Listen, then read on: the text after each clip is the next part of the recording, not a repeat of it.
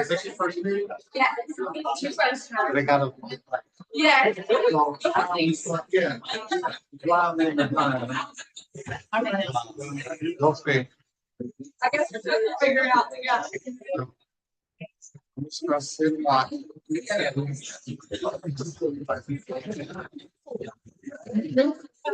If you don't have all the answers, Okay. What was? What's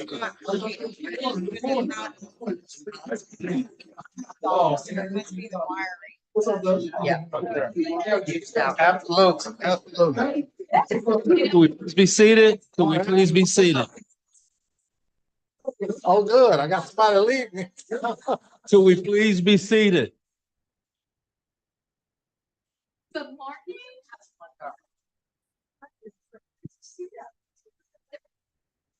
Are we sharing a mic? Or are you doing that mic? No, we're sharing that one.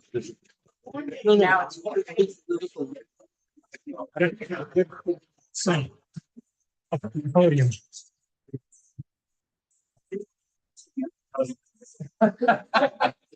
Good morning, members. Good morning, ladies and gentlemen. If we have a seat, please.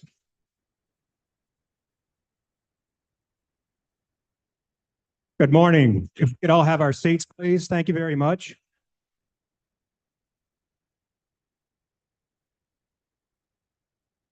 Good morning. I'd like to welcome you to the August meeting of the LCTCS Board of Supervisors. Thank you for joining us today.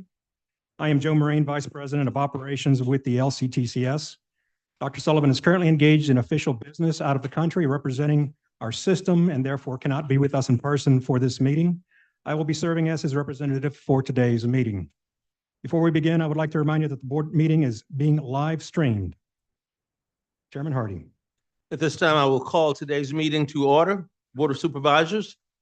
And at this time, I'd like for Supervisor Mount to lead us in the pledge. And please join me. I pledge allegiance to the flag of the United States of America, to the republic for which it stands, one nation, under God, indivisible, with liberty and justice for all.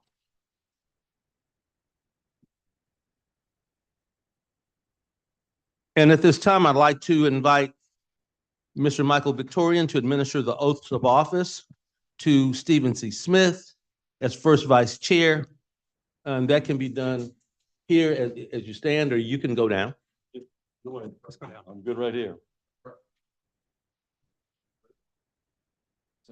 Yes. Mr. Smith, good morning. Ask you to raise your right hand and repeat after me, please. I state your name. I, Stephen Smith, Do solemnly swear or affirm solemnly swear or affirm that I will support the Constitution I will support the Constitution, and the laws of the United States laws of the United States, and the Constitution and laws of this state. Constitution and laws of this state. And I will faithfully and impartially discharge I will faithfully and impartially discharge, and perform the duties incumbent upon me perform the duties incumbent upon me as first vice chair of the Board of Supervisors as first vice chair of the Board of Supervisors, for the Community and Technical College System, Community and Technical College System, according to the best of my ability and understanding. according to the best of my ability and understanding. So help me God. So help me God. Thank you, Mr. Smith. Thank you.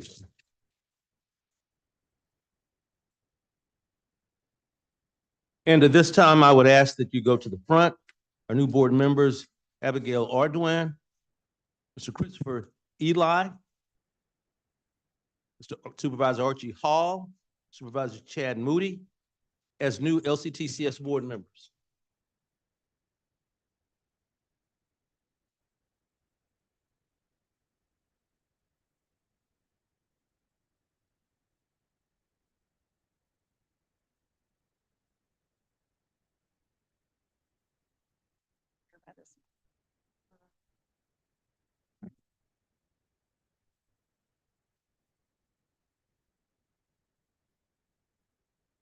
There you go.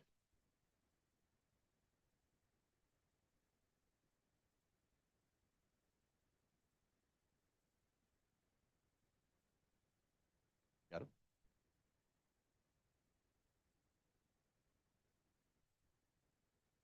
Good morning, you all. Ask that you please raise your right hand. Repeat after me.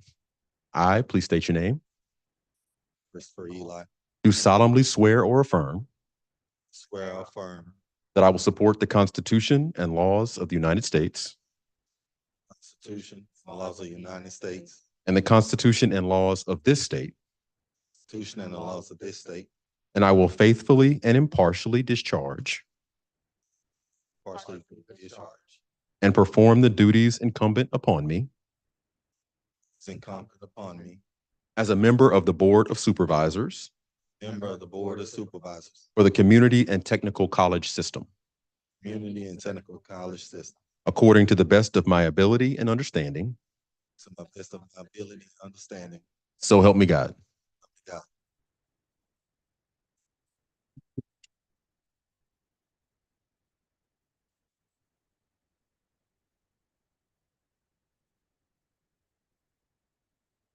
Okay, just a little bit on each of our new board members. First, Supervisor Abigail Ardoin is majoring in education in Baton Rouge Community College and is also the SGA president. Next, Supervisor Christopher Eli is a Marine Corps combat veteran of 5 years from Alexandria, Louisiana, currently attending Central Louisiana Technical Community College. Next, Supervisor Archie Hall is a graduate from Grambling State University, 25 years in energy and smart infrastructure sector, currently works at Siemens as a senior executive energy and smart infrastructure in the South Central region. Next, Supervisor Chad Moody is currently the CEO and owner of Crossroads Area Management, a nursing home service company. Chad has spent his entire career in nursing home industry, working his way from administrator to owner operator. Aside from work, Chad is married to his wife Kelsey, and who they have 3 young children, Cam, Mary, Mac, and Minnie. I would invite each of you, beginning with Supervisor Ardoin, if you'd like to say a few words. Good morning. Am really happy to serve on this board on behalf of my college.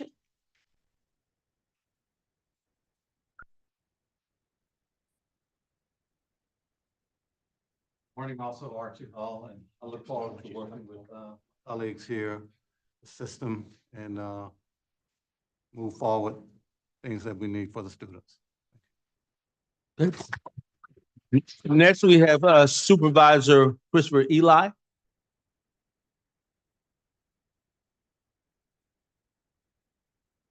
And to be able to serve the state of Louisiana and also my class and my school.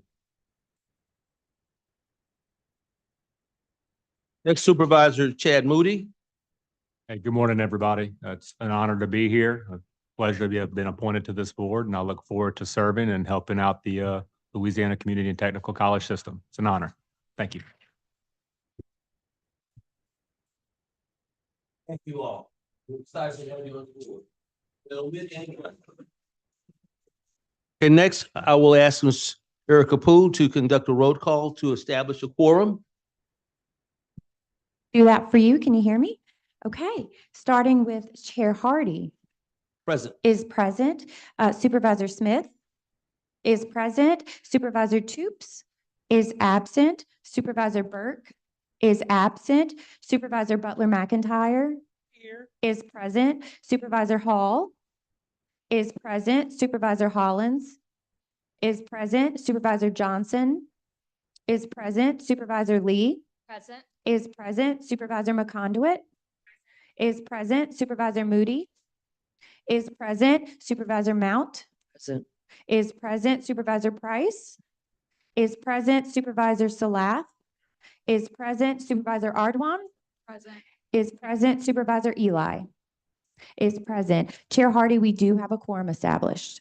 Thank you, Ms. Poole. Next, I'd like to ask, has there been any requests for public comment related to one of the enumerated agenda items on today's meeting agenda? This is a reminder that public comment must be related to a specific agenda item. Yes, sir, Chair Hardy. We do have a public comment for today's meeting from Mr. Charles Tate referring to item K14 on the agenda. It will, at the appropriate time. Yes, sir.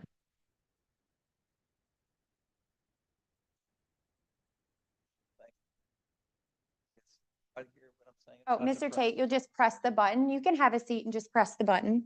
Please sit. Thank you very much for giving my 3 minutes. At the end of this, I'm hoping to be referred to somebody I could work with on staff to perhaps bring this matter to the fore as we develop it. I'm from Butte Platte, Evangeline Parish, Louisiana, but I grew up in New Orleans, so I sound like a New Orleanian. I'm going to start by telling you about my 91-year-old father-in-law, grew up a sharecropper, could take a bus from the outskirts of town in Ville Platte, go 20 miles to Opelousas to T.H. Harris, about a first trade school around, as we called them. Went a sharecropper, came back an electrician and an HVAC man. He married his wife, my mother-in-law, who passed away also, graduated second in the class in high school, got a full scholarship to Natchitoches Teachers Normal School. Family could not afford the transportation to get her there. She was never able to complete that graduation. The bus that Elton Manuel took ran from, he was born in 32, ran from late 40s to 1980, 83, somewhere in that category.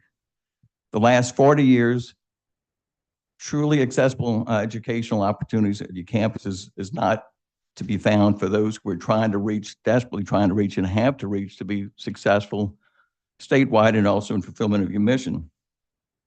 We're working in Ville Platte to pilot some things and we need some help.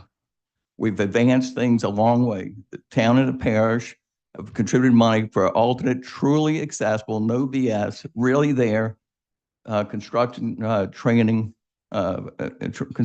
environment. It's really there. On paper, we're trying to start out with one of your own approved curricula, which is NCCER Construction Core Curriculum. With that key, I can either go back to work with it some sense of satisfaction I might have never had before, or continue for HVAC, plumbing, electrical, like my father-in-law was able to do.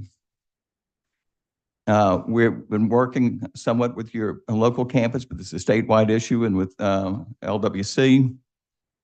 There's a need for your support and staff support. Of course, the CRATE templates can work statewide, and we think we're very close. So I'm going to hush up right there and take any questions you might have, but this is real. If you, and when you say how close you are or how far you are from your 54 approximately campuses, bear in mind that that's your campuses. Each of your campuses does not have this curriculum by way of example. If I'm a person in Ville Platte trying to get to your campus for this curriculum as of a year ago, I can't tell you what it is now.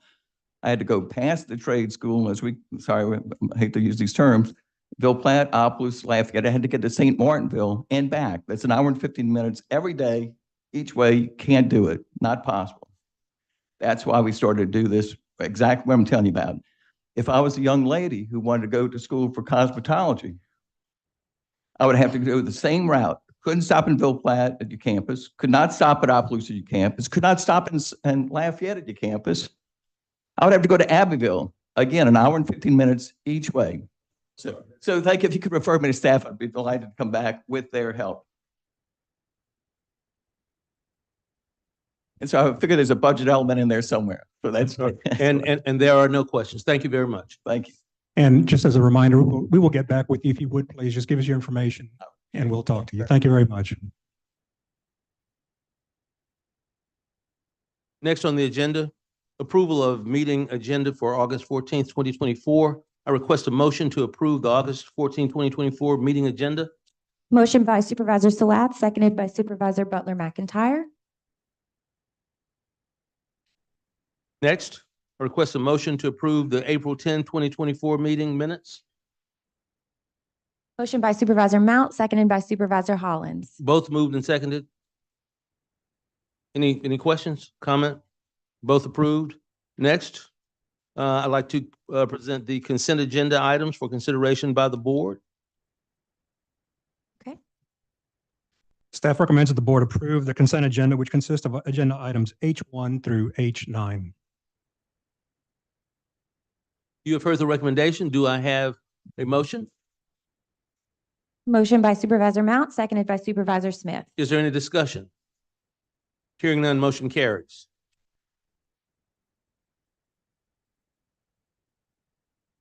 At this time, I will provide the chair of the board report as follows. I'd like to begin by taking a little personal privilege. This is very, very touching to me. I am honored to be back on this board. I'm especially honored that the governor has seen fit to name me as chair. This can be somewhat almost intimidating because when I look around this board, I'm familiar with, friends with, have served with many on this board. In fact, when I look around this board, there are a number of people that have served as chair. To my right, Supervisor Willie Mount has been a former chair. Supervisor Stevie Smith has been a former chair. Supervisor Paul Price has been a former chair. And there are some others that might not be here today. So let me say that, and I was a former chair some time ago. This is special. I've served on many boards in my life, but I will tell you that what we do in terms of affecting people's lives is like nothing I've ever seen.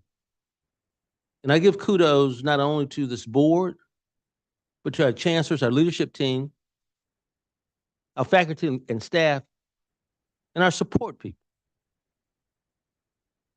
All of us do things that this country needs, this state needs, in terms of workforce, in terms of articulation, and all the things that we do, because for our students, life has happened. Not for all of them, but for many of them. So I just like to say that I'm truly honored to be back. I missed having been away. And I hope I can fill the shoes of our immediate past chair. As long as she's staying to the right of me and keeping me straight, I feel like I should be okay. And Phil's shoes are stilettos or whatever she might.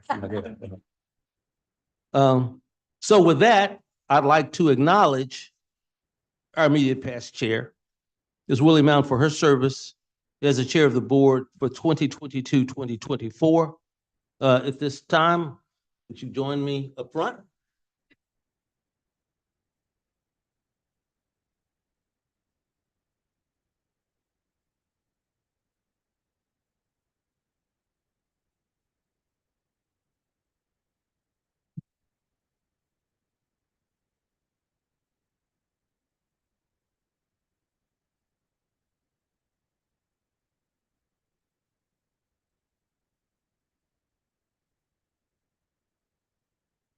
So I will read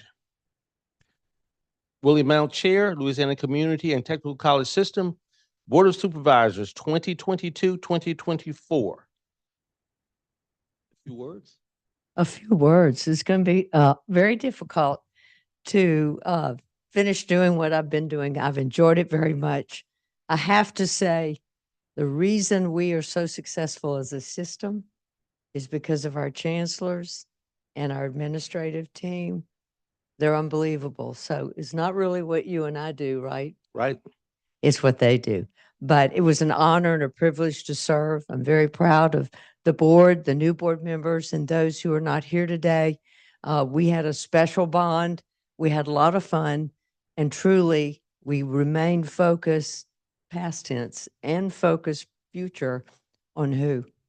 The students, the future of this great state of Louisiana. Thank you.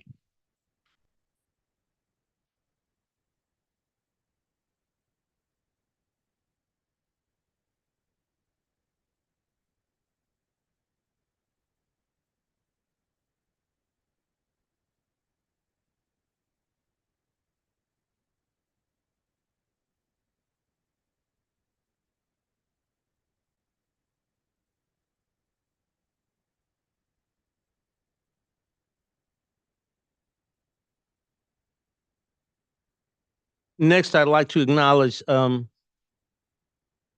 give a brief report. I attended a governance leadership institute on, when was it? These days running together, last week in Jackson, Mississippi. And I will tell you, I got a chance to see some of my old comrades from ACCT.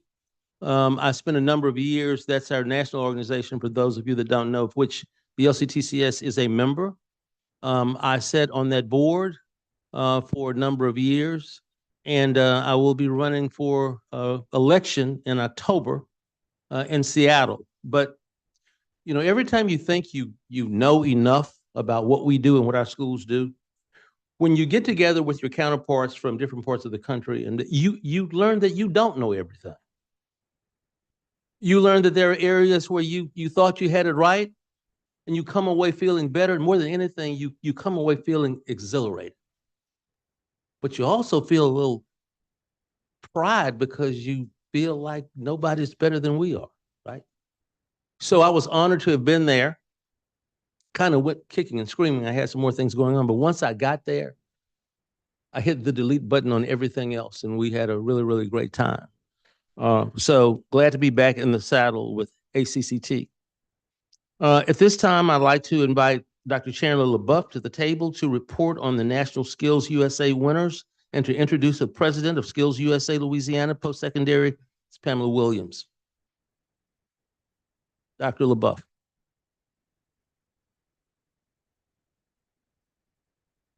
Good morning, Chair Hardy, members of the board. With us here today, we have our Director of Skills USA, Ms. Allison Bordelon, and our National President of Skills USA, Ms. Pamela Williams. And over the last year, really under Allison's leadership, they've had an opportunity to expand skills, not only at the state level, but at the national level. And so I'd like to invite both of them to come up and give a brief report at this time. Please come up.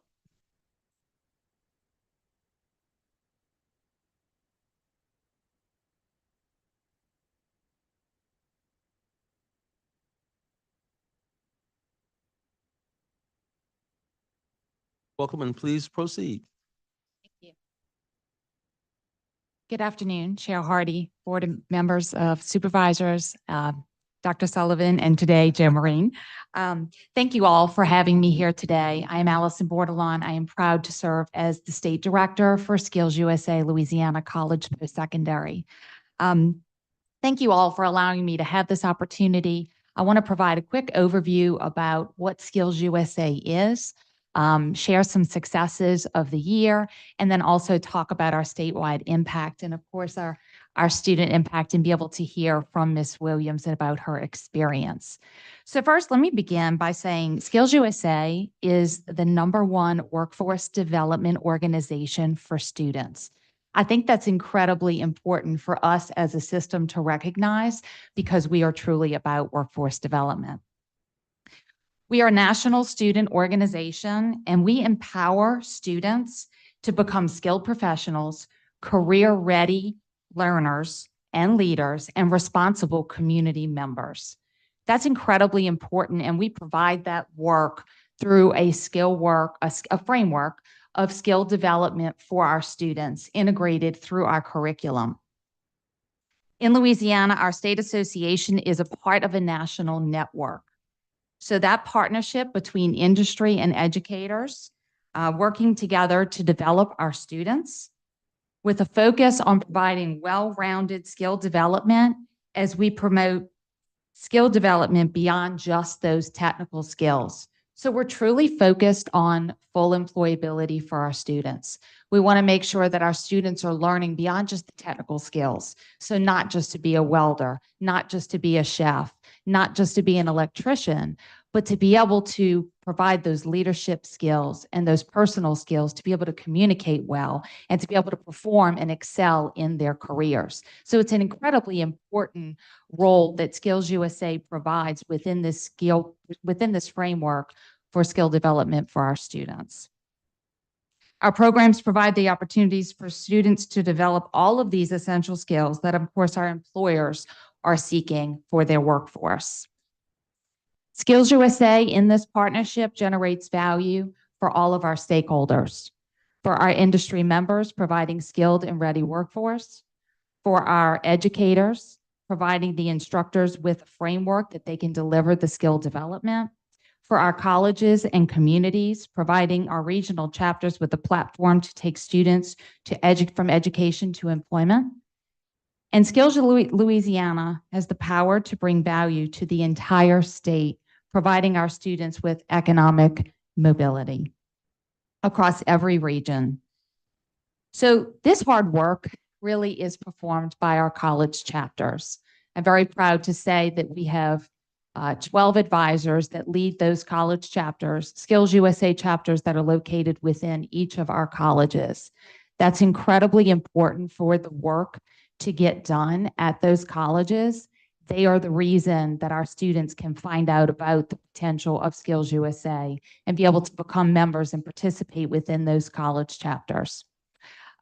Many people associate, maybe some of you associate Skills USA with those competitions that you hear about, our state competition, our national competition, and those are fantastic, but those are truly an outcome of what Skills USA is.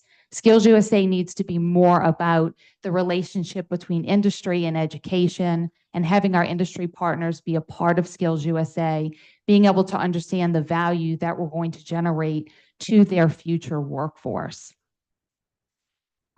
As a few highlights, though, for the year, we certainly had students participate across the board, Fall Leadership Conference. They participated in the Career and Technical Education Summit, and were able to, we were connecting our CTE leaders with our Skills USA advisors. And then going into the state competition, we had 47 students place there, and then they went on to the national conference, and we had 17 students place at the national conference, one of them being Miss Pamela Williams, who will discuss her experience a little bit there. So super proud of our students, the accomplishments. Many of our colleges were recognized being a chapter of excellence, which is incredibly important, and that really means that they're meeting those standards at the national level. So I'd really like to introduce Pamela Williams. She is the reason, she is my fuel for sure, all of our students.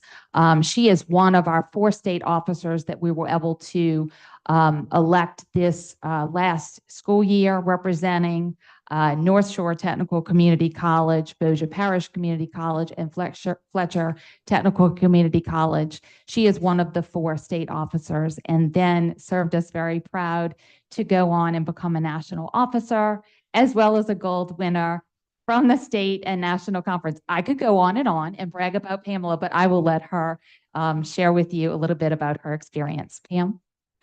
Thank you, Mrs. Allison Borlon, for that warm introduction. Good morning, Mr. Chairman, members of the board, Dr. Sullivan in his absence. Thank you for this opportunity to speak and to share a bit about myself, my Skills USA journey, and what it means to me. As mentioned earlier, my name is Pamela Williams. I am 39 years old, and I reside in Bogalusa, Louisiana. I have a wonderful 10-year-old daughter who will be soon celebrating her birthday. I am currently enrolled in the care and development of young children at North Shore Technical Community College in Bogalusa, under the guidance of Mrs. Alendra Montague, who is the program director. Over the past year, I had the honor of serving as SGA president for the Sullivan campus. This experience allowed me to engage deeply with students, faculty, staff members, and our chancellor, Dr. Jim Carson. I'm also a member of Phi Theta Kappa Honor Society and Skills USA. I joined Skills in October 2023, and my journey has been remarkable. In February, I was elected as Skills USA, Louisiana's first Skills USA post-secondary state officer president. While in this position, I had the pleasure to work alongside of some amazing people. My state director, Allison Bordelon, networked with students all over the state and met some amazing people in leadership, such as Dr. Monty Sullivan, as well as state representatives and senators. while fulfilling my duties as the Skills USA State Officer. I competed in the state competition in Alexandria, Louisiana. This experience was unforgettable. I interacted with chancellors and advisors and students, assisting them in media and photography competitions. And ultimately, I too won gold in early childhood education. Thank you. During the state competitions, I was presented with an incredible opportunity. This opportunity had the ability to change my life, as well as developing and sharpening my employability skill sets that is needed to set me apart from the rest and fully prepare me to be career ready and responsible community leader that I desired to become. The opportunity was to run for candidacy to be a national officer. I took the offer not only because I wanted a great opportunity, but because I wanted to make a positive impact on my school, North Shore Technical Community College, and LCTCS. However, I knew that there would be challenges, and some of those challenges were completing an entire cohort of assignments and lessons and certifications while completing my own 15-hour coursework in order to qualify for me to run. I oftentimes stayed up to working to 3 o'clock in the morning just to make sure that my work for Skills USA, my certifications, as well as my coursework for my program was completed. Fast forward to June, I attended Skills USA National Leadership Skills Conference to compete for the #1 spot in the nation. I remember taking the professional development test portion of the competition. One of the judges greeted us and said, "Congratulations. If you're in this room, you are in the top 2% in the country." This made me excited because my perspective was, if I'm in the top 2%, then making it to #1 will be a breeze.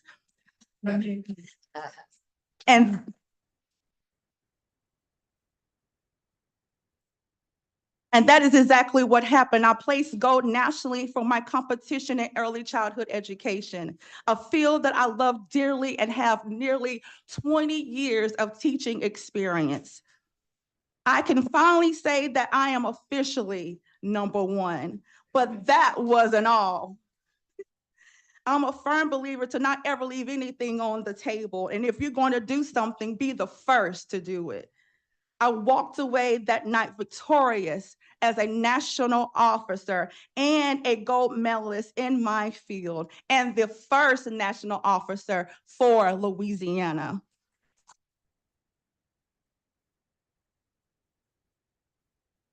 In July, I was elected as Skills USA National Officer Post-Secondary President. I want to let you all know that I did not do this from just me, but I did it for my state. I love the state of Louisiana. I love LCTCS, and I love North Shore Technical Community College. So leading in this, which allows me to lead an organization with over 400,000 members. Skills USA has profoundly transformed my life.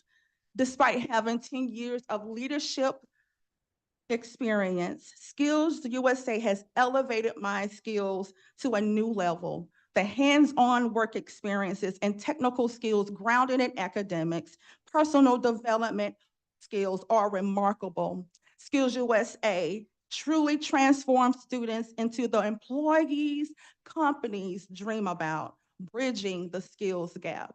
If you ever wonder whether the organization you support made a difference, here I am. I am demonstrating the impact of your support. To Mr. Chairman, members of the board, to Dr. Sullivan in his absence, thank you for your continued support. I would not be here without you.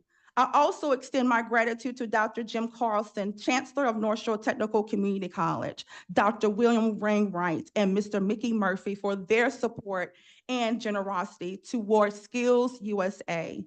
Without all of you, I would not be standing here today as your national officer. So I urge you to continue supporting Skills USA as we work together to transform lives and build America's workforce. Thank you.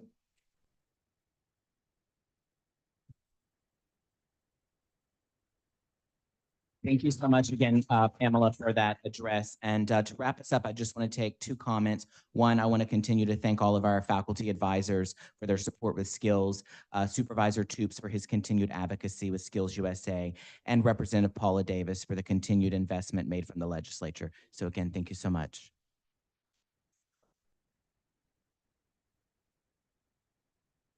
If there can be a better demonstration of what we together do, I don't know where it could be. You make me feel like a slacker. This is phenomenal.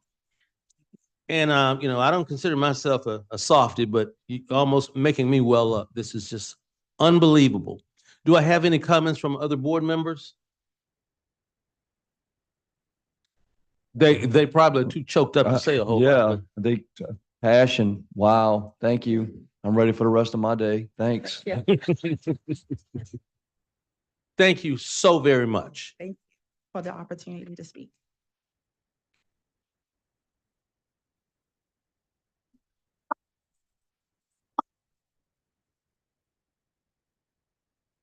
Next, we have we recognize the Certified Workforce Developer class. And we'd like to welcome the 6th Certified Workforce Development class in attendance today. Would you please stand?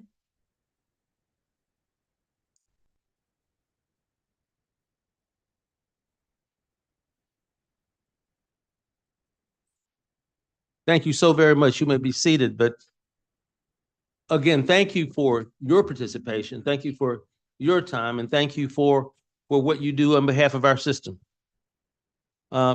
Next item, I'd like to invite Chancellor Vincent June, Lana Fontenot, and Ann Falgout to the table to present on SLCC's brand transformation.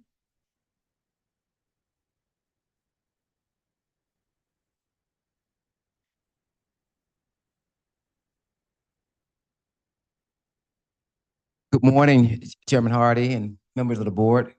It is exciting to be a member of South Louisiana Community College. I would like to remind you that about 2 years ago, I presented to Dr. Sullivan the opportunity for South Louisiana Community College to explore a rebranding initiative. And it came on the heels of a couple different areas. One, as the interim chancellor, and kind of connecting with the community and assessing the temperament with their association with the college. Several things emerged. One, folks kept asking, who are we? Who is South Louisiana Community College?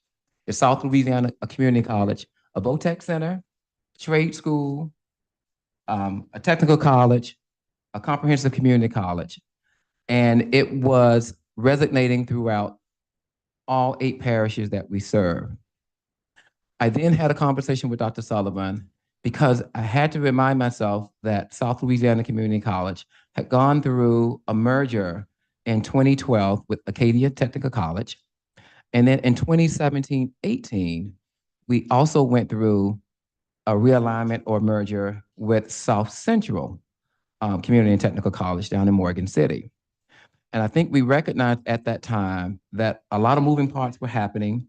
And at the same time, there is a historical piece that, one, was not being recognized, but number two, how do we convey to our external stakeholders who this new entity is as a result of mergers and consolidation? And I think at that time, Dr. Sullivan brought to the board about 2 years ago the opportunity for us to explore a rebranding initiative. And also, it was mentioned that we would come back to the board to kind of share what happened during this particular experience. So I'd like to turn it over to Lana Fontenot, our Vice Chancellor for Institutional Advancement, as well as Ann Falgout, who is our Director for Communications and Marketing.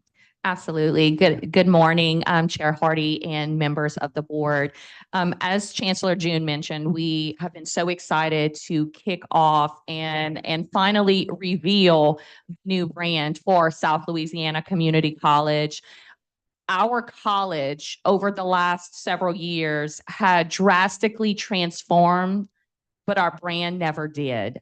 And so about 2 years ago, we hired an incredible colleague out in industry, Mrs. Ann Falgu, and her first day on the job, I handed her this beautiful package of a comprehensive brand transformation. And I just want her in the next 2 to 3 minutes to walk you all through the process that we have been through, ultimately leading to our brand reveal in April of this year. Mrs. Falgu? Yes, so I am from South Louisiana, so usually I cannot say hello in 3 minutes, but I will do my best to summarize the past 2 years of my professional career, which has been dedicated to this brand transformation.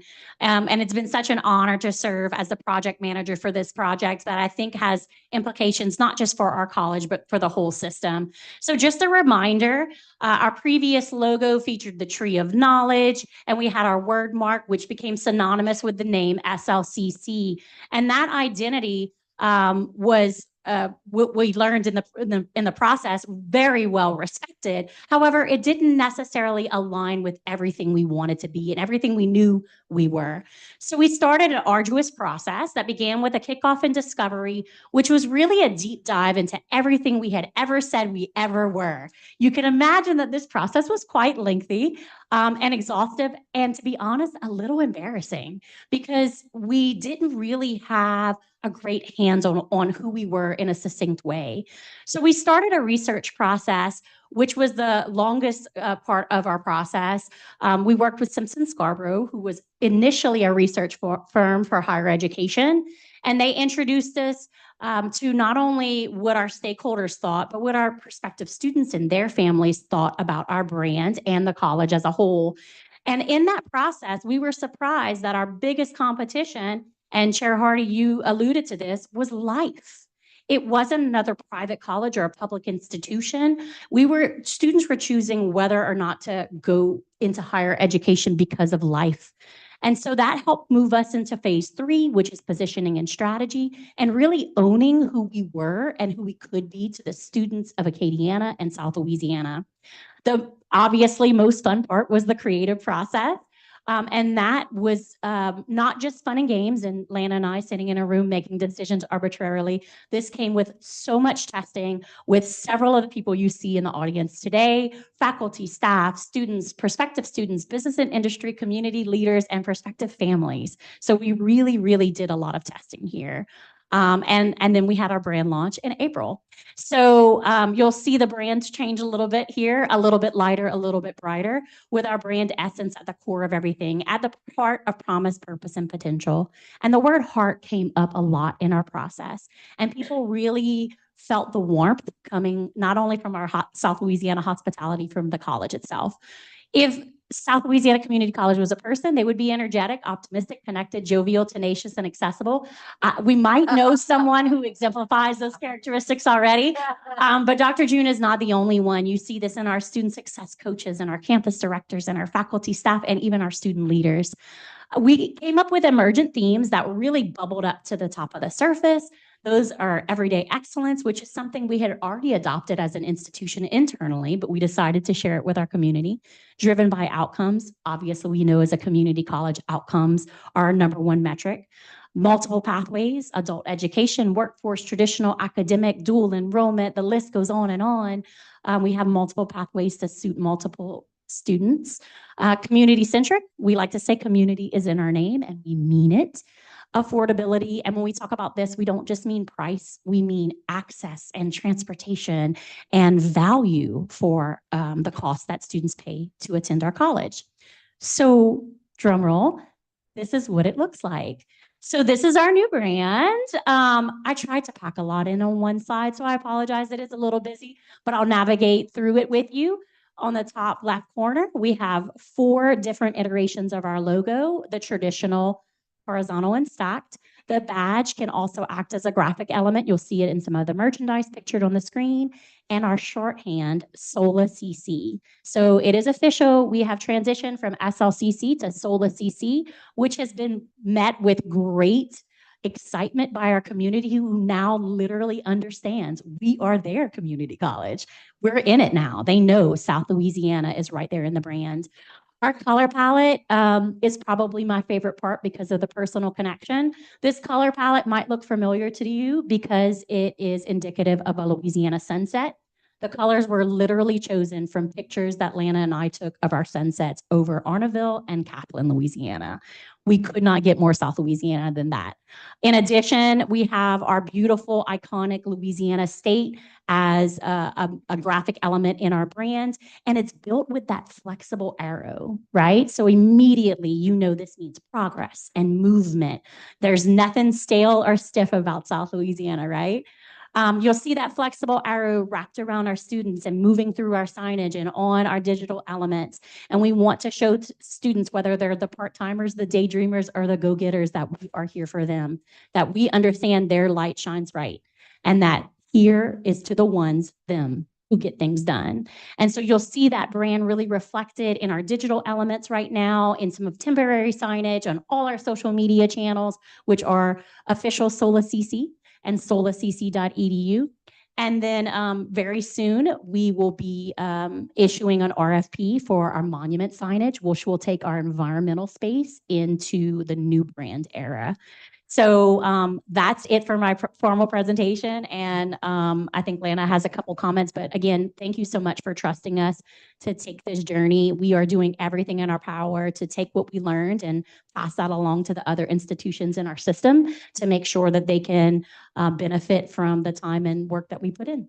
And Chair Hardy, I'll just add that in the next few weeks, the students will be deciding upon the official mascot for SOLA CC.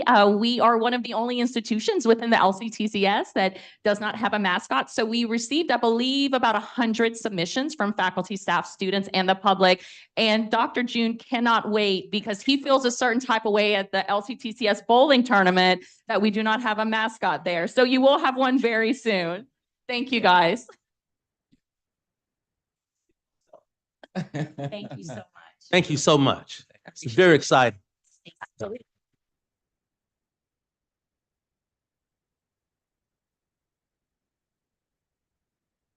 Next item, preparing for energy transition presentation.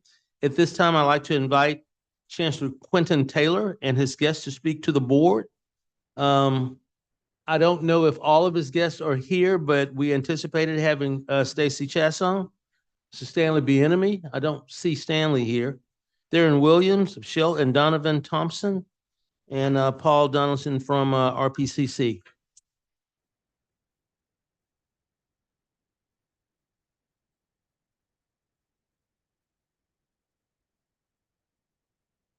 And please, before you speak, introduce yourselves and your affiliations. Start. Chancellor. No. Chancellor.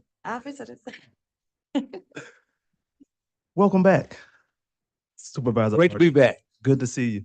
Members of the board, Chairman Hardy, thank you so much for this opportunity. So with me today is Ms. Stacy Chasson. Stacy is the Director of Public Affairs, U.S. South for Dow Chemical. Also with us is Mr. Darren Williams. Darren is the Learning Manager, Chemicals and Products, U.S. for Shell. Dr. Paul Donaldson is our Vice Chancellor for Academic Affairs. And to his right is Dr. Donovan Thompson, who is the Dean of Energy Sciences at RPCC, as well as the Executive Director of EPIC, what we're here to talk to you about today, Energy Partners for Innovation and Collaboration. But I would be remiss if I didn't say this. Dr. June, you can have all the mascots in the world, brother. You are not winning that bowling tournament.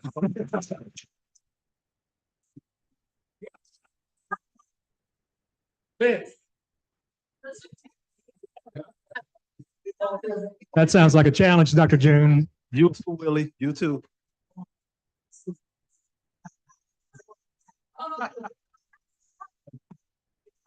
So it's interesting, right? So we're sitting up here and Terrence, I said, dude, it's real competitive, bro. You have no idea how competitive it is. So listen, really excited to be here with you today.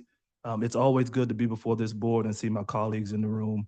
And so just to give some context to how we got here, about 3 years ago, actually, when I was still at the LCTCS board office, I was fascinated by a piece of legislation that had just dropped, the bipartisan infrastructure bill. And within that bill was just a lot of different opportunities for higher education, business and industry, as well as K-12, to move with this emerging energy transition that, quite frankly, others in Europe have been doing for quite some time now. And we were just sort of slow to get on board. And so in my first year, I began to have conversations. Theron and I had a number of different conversations, and it opened my eyes to the fact that we needed to do more to make sure that we continue to provide the workforce of today. But then how do we begin to move with business as they prepare for this transformation? And so that led to the creation of a consortia, which led to us going out and finding the absolute best talent to help us do this work. That was us going out and finding Dr. Paul Donaldson to oversee all of our academic affairs and taking a really hard look at our technical division and seeing what we were doing well, what we needed improvement on, and then also figuring out how do we focus on our core business, which has always been process technology and instrumentation, plus the other skill crafts. And so what you're gonna see today is a culmination of that work. We back up. Then we went out and found Dr. Thompson because we needed someone from industry, which he came from, to help us to elevate our process technology and instrumentation program. So we pulled that out of the technical division. It is now known as our Division of Energy Sciences that he oversees. And so that's where we are. And then Theron and I began to figure out, what does this look like? And how do we pull this all together? And so we came up with the help of our consultants from Emerging Method, the brands you see here, Epic, Energy Partners for Innovation and Collaboration. And so Dr. Donaldson, could you talk real briefly before we get over to Theron about the conversation you and I had about making sure that our academic affairs division, specifically technical, was headed in the right direction? Sure. Is this on? Yes, it is. Okay. So it was very clear early on that we needed to better organize ourselves to capitalize on the energy transition and to better support a couple of our signature programs, process technology, instrumentation, and electrical. So we had the great opportunity to create the Division of Energy Sciences. Before, it was the Division of Applied Sciences, which was really broad and included all of our CTE programs. And so it was difficult to give the support to those two signature programs that we really needed to have. So we created that division, we moved those two programs under the division, and we were able to bring on Dr. Thompson to lead that division as the dean, while also serving as the lead for the EPIC consortium at the same time. Another thing that we did was we passed a program advisory policy that helped to strengthen our connection with business and industry partners. Not only in process technology and I&E, but also in health sciences and other areas, so that we're better supporting all of our business and industry needs along the river region, but also with the energy transition. Thank you. Theron? Good morning. It's awesome to be here. So I think we think about this image we have up here about having a bullseye. I started out our first meeting with all the consortium with a quote from Wayne Gretzky. And he says that good players move to where the puck is, but great players move to where the puck is going to be. And that's how we started the conversation about this work and what we call the movement, about being able to build skill in Louisiana with this model to be able to apply to like Paul shared, to go across the system. But specifically here, when we look at the energy, we're not just talking about what we say is our legacy skills that are required for oil and gas, if you will, the things that we know are going to be here for a while, right? But then we're also thinking about the future of wind, solar, and all that good stuff. What are those skills that we're looking at? And so in order for us to hit that mark for the future of energy, some of the skills that we're going to need from the workforce are critical thinking, troubleshooting, digital literacies. Those are the things that we're going to have to see that's a bit different. Even when you think about emotional intelligence, how well do we work together? Because collaboration is going to be a huge part of what makes us successful. And I believe it's also what's allowed us to be so successful with this, with EPIC, because EPIC is built up of not just our academic community, is also built up of our industry partners. And so, normally we're kind of at odds, maybe, or trying to get it, trying to get the same talent, but we made a decision to come together for the better the state and assure that we have the right talent that's there. Some of the things that we want to make sure when people leave out of colleges, that we have individuals like Ms. Williams, I think I hired today. It's clear she's capable. It's clear that she's competent. It's clear that she has the capacity to grow with the organization. And that's what we need for the students that are coming out. So what we did is we have these 3 work streams when you think about how are we going to get there. And so the curriculum, the information that we're sharing, we're going to upskill that, as well as development of our instructors and organizations. Can you share a little bit of what you're doing with your leaders? Well, yeah, sure. So we have partnered with LSU Leadership Development Institute, where we are doing a years-long professional development across the entire organization from entry level to senior management. And they will all complete LSU's Leadership Development Institute that we believe is going to have profound impact on our ability to do this work long-term, right? And so what I said to them actually at Convocation Monday was, this is our investment in you as a person and an individual and a professional, but then also organizationally. We have to have an organization from top to bottom that is filled with people who can lead, who have the requisite skill set to lead, but also be able to make decisions along the way that benefit students first, right? And ego second. And so when you think about us as individuals, when you're invested in, it really allows you to do better and want to help other people. And I think as leaders, we have to realize we really have to invest in ourselves so that we're better for our communities, for our students that are moving forward. This next piece is around cultivating talent, from 0 to 5, K through 12. How do we enable them to come into the organization? So Stanley is leading that effort for us, and he's going to help us give some very audacious goals to how do we bring the different groups into the industry, but also making sure that we have the access to things. I think we have the building. We did. You think about dinosaur stuff. Just kind of give Yeah. a piece of that. So later on in this presentation, there's a video that we'll share that gets to the cultivation of new talent, right? So Donaldsonville is a community, and there are other communities along the river, certainly throughout Louisiana, where folks just haven't had the right kind of access to training. And so we went in and did some things inside the high school that we'll show on the video here in a second.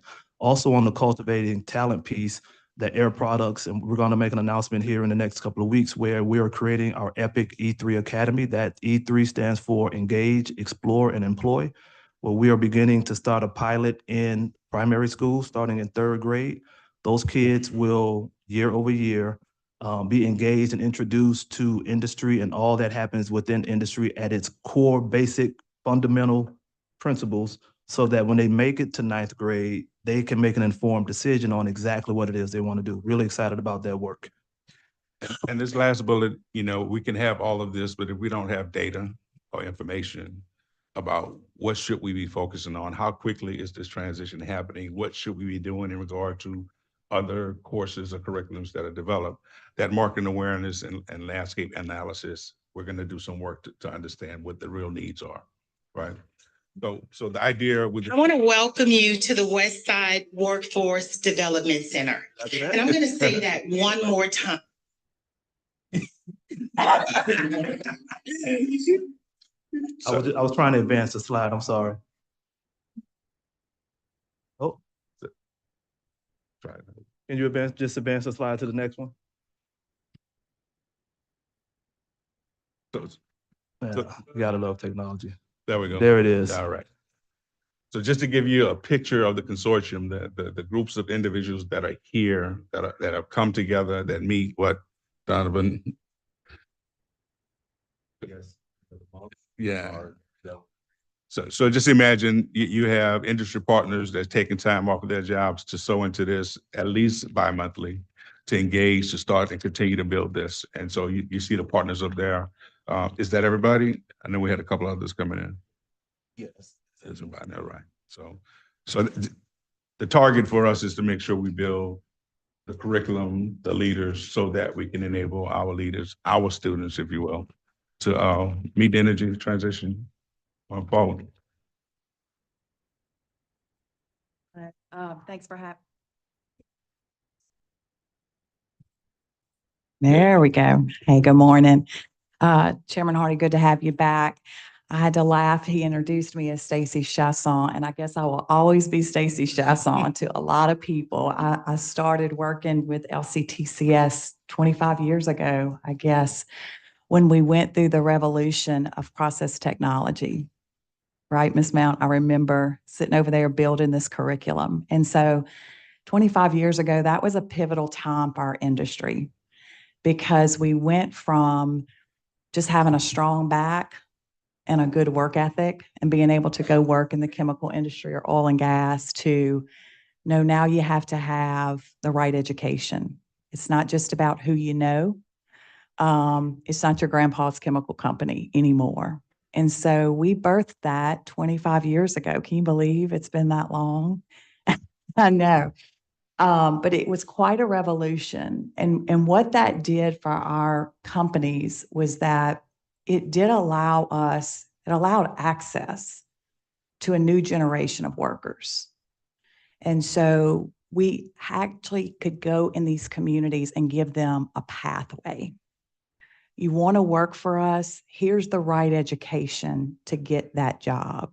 So we made a lot of progress in that over the last 25 years. And as Sarah mentioned, the digitalization of our, assets, that's been huge. This is the next revolution. And really my ask today, and it's the same ask that Dow gave me 2 years ago, was when Dow began thinking about our decarbonize and grow strategy, how to really decarbonize our assets. They said, Stacy, there's going to be a lot of community work that has to happen for this. And I don't think you realize how much work has to happen.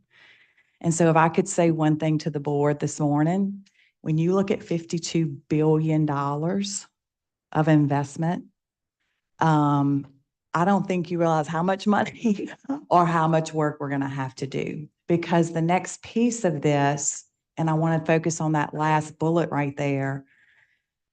Chancellor Taylor calls it community impact. You're going to hear it called several different things. I call it community benefit.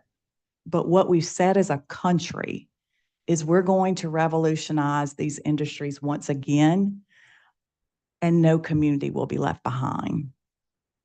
So we made progress 25 years ago, introducing the process technology curriculum.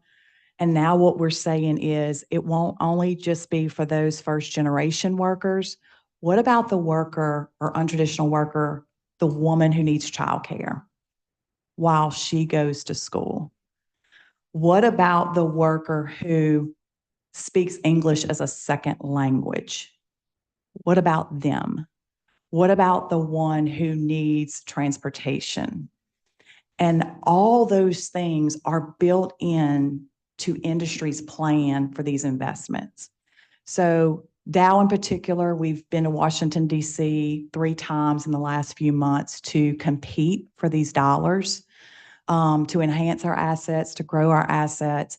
And every piece of those grants, there is a community benefit plan that's required. So in the past, again, 25 years ago, you suggested this project be built in your community.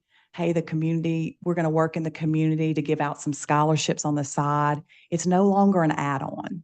It's no longer on the side. It is construction starts January, and by March, we're going to add 15 more apprentices from RPCC.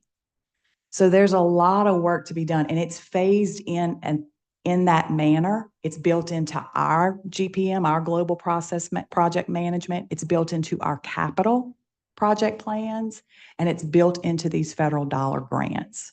So it'll be reimbursable. So a company like Shell or Dow will have to prove that we did this, we met this metrics, and now we're coming for the reimbursement dollar for dollar. So I just want to put that in front of you so that you start to understand what's to come It's going to be a lot of work. It's going to take a lot of collaboration. It is the next generation. Thank you, Stacy. And so what is our competitive advantage? Along the corridor between here and New Orleans, there's 60 million metric tons of CO2 emissions a year. So how do we decarbonize and bring that down to net zero by 2050?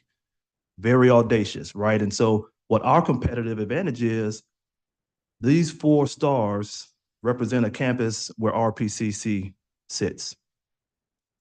Between our 4 campuses are no less than 65 facilities, from very small to global leaders such as Shell and Dow. So we've got a massive opportunity here is the point, right? And we can do this by making sure that we have a workforce skilled in hydrogen, wind, solar, I&E, industrial maintenance, ag, IT, carbon capture, and the like. I want you to pay attention to the yellow pieces where the Donaldsonville piece is right there. Our president is on a trip right now on an economic development excursion trip. I don't know what you want to call it, but potentially a massive deal that will go where you see those yellow pieces. That's a piece of property called Modest. That is 25,000 plus acres where facilities will be built. CF Industry has already started their expansion there, and there's others coming. And so there's an item on the agenda later on where I'll come back and request this board to allow us to move forward with the project. But this is our competitive advantage, where we are right here. So we talked about Donaldsonville. I talked about the investment that we made. I would like to play this quick little video so you can see sort of the work that we're trying to take part in. Oh, darn it. I should have let you do it, Brandon. I'm sorry. Bless you. You to the West Side Workforce Development Center. And I'm going to say that one more time because that alone deserves a round of applause. The West Side Workforce Development Center. This is a long time coming. I'd met with a lot of people who talked about training for the West Bank, but with everybody cooperating, this is what can happen. And I just say congratulations, because this is a great day. It's about workforce demand. There's a skills gap. There are tens of thousands of jobs today available right here in this community and along the river. But the truth of the matter is we do not have enough individuals with the skills to get those jobs. We've been part of this community for nearly 60 years. As one of the largest employers on the West Bank, I am confident that the graduates that come from this program will help us achieve our mission for the next 60 years. I know that this is where education begins, and it is the future of the West Bank of Ascension Parish. This is about workforce participation, job creation, prosperity, moving this community forward. We've talked about it for so long, cradle to career, and we dreamed about it, but now we don't have to dream about it anymore. It's really happening. We will make sure that everyone has the opportunity to know that their life was better as a result of education and skills gained right here in Donaldsonville. Not only will this training center have an impact on the lives of the students and the adults from Ascension Parish and neighboring parishes, but it will also have a tremendous impact on this entire great state of Louisiana. With this being the first joint venture of this kind between a local school district and a higher education facility across this great state.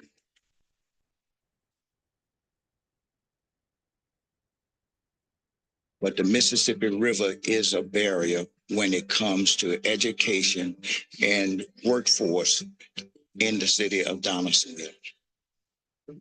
And so what is the solution? Not to say we sure hope the people get there. It's to say we are going to come here. We're going to come here, a 2-generation approach, supporting students in the day, supporting families at night. This is truly going to make the city of Donaldsonville a place where people will want to come and live, and knowing that the community that they're in is equipped to handle whatever their dreams are. Promises have been made to the people of Donaldsonville forever, and rarely ever are they kept. That changes today. Promise made, promise kept.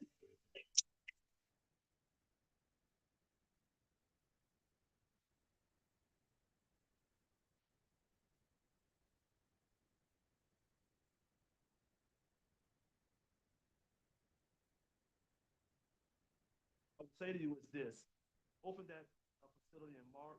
That was an awesome article that appeared. You all should have received it earlier this week. We had 60 people show up. We've only got 10 welding booths. We've opened up evening, more cohorts. We're going Monday through Friday, Saturday coming. 5 individuals went from no money or very little money to $38 an hour, $100 per day and per diem. All, and I wish Stevie Toops was here because I was waiting to share this with him. They've all been hired by Turner Industries, right? And so I'd like to turn it over to Dr. Thompson to talk about some of the highlights, some of our quick wins from our epic work, and then we'll be happy to take any questions if you have any. Yeah, thank you so much, Chancellor Taylor. So 5 months ago, when I started at River Parish Community College, I came from the chemical industry, and I kind of said to my colleagues to the left, what could we do right now? How do we win right now? And how do we win fast? So when I speak about the highlights, we in a fast motion, we set upon some quick initiatives that we can install like right now with the mindset of taking those initiatives and creating specific objectives and deliverables for each of those work streams that Theron mentioned earlier today. So for example, we were awarded 2 Board of Regent Work-Based Learning Awards to host an industry match day. So if you think about the match day in the medical school arena, we want to do something similar to that at RPCC, but align specific chemical manufacturing companies to specific students in respect to those energy upcoming jobs and projects. That was one highlight. In the same sense, we were awarded the NSF Mentor Links Program Award for the 2024-2026 to boost the efforts of internship opportunities, lunch and learns, and professional developments. So if anyone know anything about Mentor Links, it's an NSF-based program that allows community college to strengthen their STEM energy technician programs. Well, that's River Parish Community College. Now we have dollars to send students to the Mentor Links award programs in DC over the next 2 years. In addition to the third bullet, so we sent a process technology student and an instructor to the Louisiana State University Fundamentals of Energy Training Program this summer to gain a certificate. So that was impactful because if I'm not mistaken, I don't know how strong the relationship is between the 4-year university, the research and development component, and a 2-year college, right? So the fact that we sent both an instructor and a student to go get that certificate and then bring that knowledge back to RPCC, that's a quick win. In the same sense, when you think about River Parish Community College and our sister schools, we're not in alignment with research and development efforts. When I was in undergrad, I did 4 research internships over the summer, right? So we reached out to University of Louisiana, Lafayette, the Energy Institute, and said, hey, do you have a space for one of our E&I students to participate in your Energy Institute summer internship program? He said, Donovan, we've already capped out on the amount of students we are awarding for this summer, but we'll make room, right? So what that did for that particular student, now he has 2 certifications and he's worked on photovoltaic cells over the summer, right? And in the same sense, last but not least, we just submitted 2 NSF grant applications with University of Louisiana to work with their hydrogen technology R&D efforts, and the Louisiana State to work with biomass conversion to biofuels technology R&D. And again, let's knock on wood, let's hope that we are awarded those type of opportunities. But if we are, right, it opens the door for our students at River Parish Community College to now learn about the hydrogen technology, the starting material, concept and implementation, and also at the same time learn about what biomass is and how we convert that to biofuels and the employment opportunities that will come as a result of those collaborations. Thank you. Thank you, Dr. Donovan and Dr. Thompson. Don't ask me about the conversion of biofuels to biofuels. We'll ask him about it. Before I ask other supervisors if you have comment, let me just say, this is so exciting. This is kind of my space. I tell people all the time that when I had a smaller waistline, I was actually a chemist. I probably wouldn't know my way around the lab now, but I have a special place in my heart for STEM. And what you're doing is you're helping some young people not be afraid of STEM, because you have to get them there early so they're not intimidated. When you mentioned match, I've gone through it twice. That's a huge opportunity for a young person because they see themselves transitioning from one world to another. So that could be so inspirational. Again, I don't keep wanting to come across as a softie, but I kind of teared up at both my match days with my children. But let me say, when you see education blending with workforce, transitioning industry to a new world, and I tell people all the time that you know how to do it. You know how to do the transition. So that's why we need to put our arms around you, stop some of this as you help us transition to another world. But as importantly, it's what you do for the community. You know, I give a lot of talks around and I tell people that for our students, move-in day is not a big deal. For others, it might be. Football tickets, Greek life. We're called community colleges for a reason, because we affect the community. We don't have dorms for a reason, because we want the people from around those areas. And when they feel good about the community, you know what they do?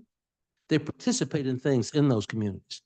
So I don't want to go on for too long. This is my first day back, but let me just say it's so exciting, so exciting. And I'll say again, before I got contaminated by this law stuff, I was actually a scientist. Other comments from board members? Okay, maybe I said too much. Any closing comments? No, thank you so much. Thank you.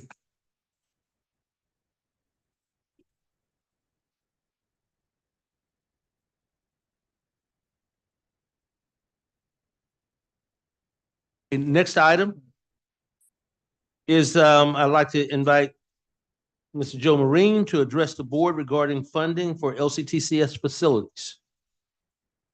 Yes, sir. Thank you very much. As a note to the board members, you may recall during session, there was a bill introduced by Representative Turner out of Union Parish in North Louisiana to alleviate, if not completely solve, the deferred maintenance needs of higher education. For those of you who maybe haven't been around in higher ed for some time, obviously deferred maintenance has been an issue that we've struggled over the years of budgets have become leaner and leaner and so forth, ultimately culminating at about a $2 billion with a B, $2 billion expense, potential expense to bring our colleges, campuses up to snuff. And what I mean by snuff is, I mean HVAC systems, ADA compliance, electrical infrastructure upgrades, and so forth. So with that said, that bill was passed. It was House Bill 940, became House Act 741.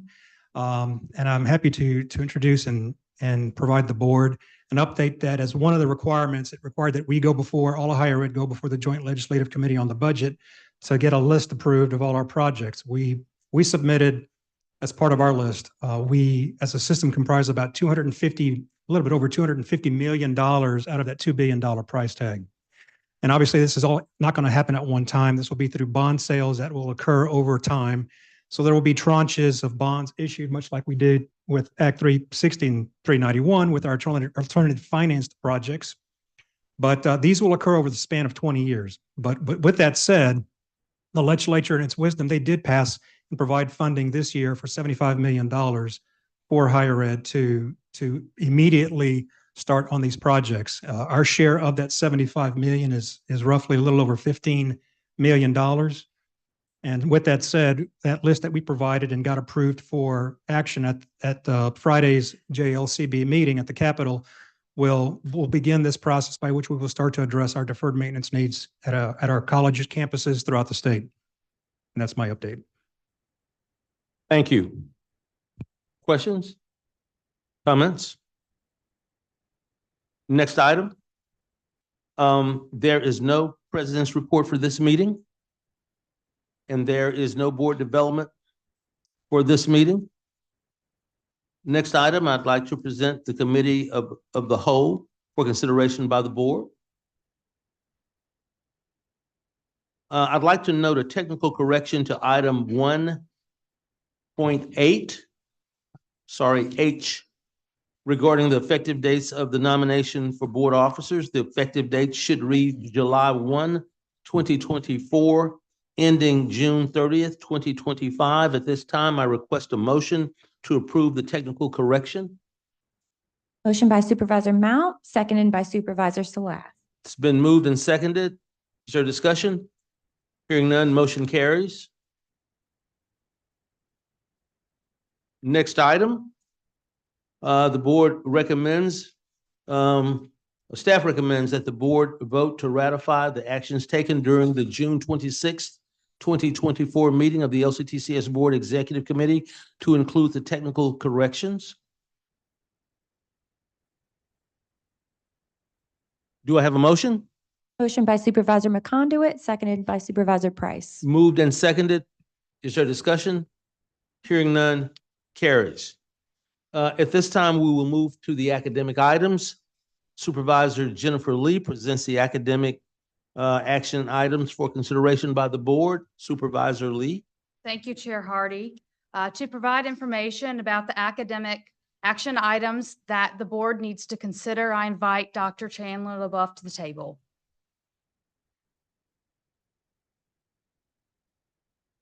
Good morning again, Chair Hardy and members of the board. First off is the accreditation item. Provided to you is a list and a status update of all 12 of our colleges and where they stand with their accreditation updates. But for today's presentation, I would like to invite Chancellor Saltel with Central Louisiana Technical Community College and any members of his team to give an update on the approval that Central received in June for SAC-COC accreditation, followed by a brief update from Chancellor Spillers from Northwest Louisiana Technical Community College. Please come forward.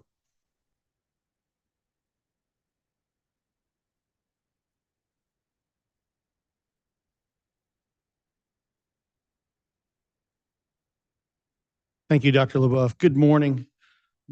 Chair Hardy, welcome home. Members of the board, Mr. Marine, it gives me great pleasure to be here with you today to give a thorough and quick update on where we are in our accreditation. I certainly want to recognize Supervisor Eli in his first meeting. He joins 4 other board members that were students from CLTCC from 2018. Very proud of you, sir. Thank you very much for all you are doing. Brief history, back to March 2021, we had gotten reaccredited by the Council on Occupational Education. Right after that, we jumped into the application process for SAC-COC. They came to visit us for the first time after having the application go back and forth, which is their standard procedure. In April of 2023, for their first of 2 visits, April of 2024, they came for their second of 2 visits. We achieved candidacy along the way. And with that, they came in that visit this year, and they gave us full accreditation, or initial accreditation, as they call it, at their June 2024 meeting. So many folks to thank. I want to quickly thank our team, who is represented by members that are in the back. I'm going to ask them to stand up and in a second introduce themselves quickly. But this is a team that is here that represents a team back home that the SAC-COC team said is a, and I quote, lean, mean fighting machine. And very proud of them. So Dr. Poole, I'll ask that you begin the introduction. Just stand up and introduce.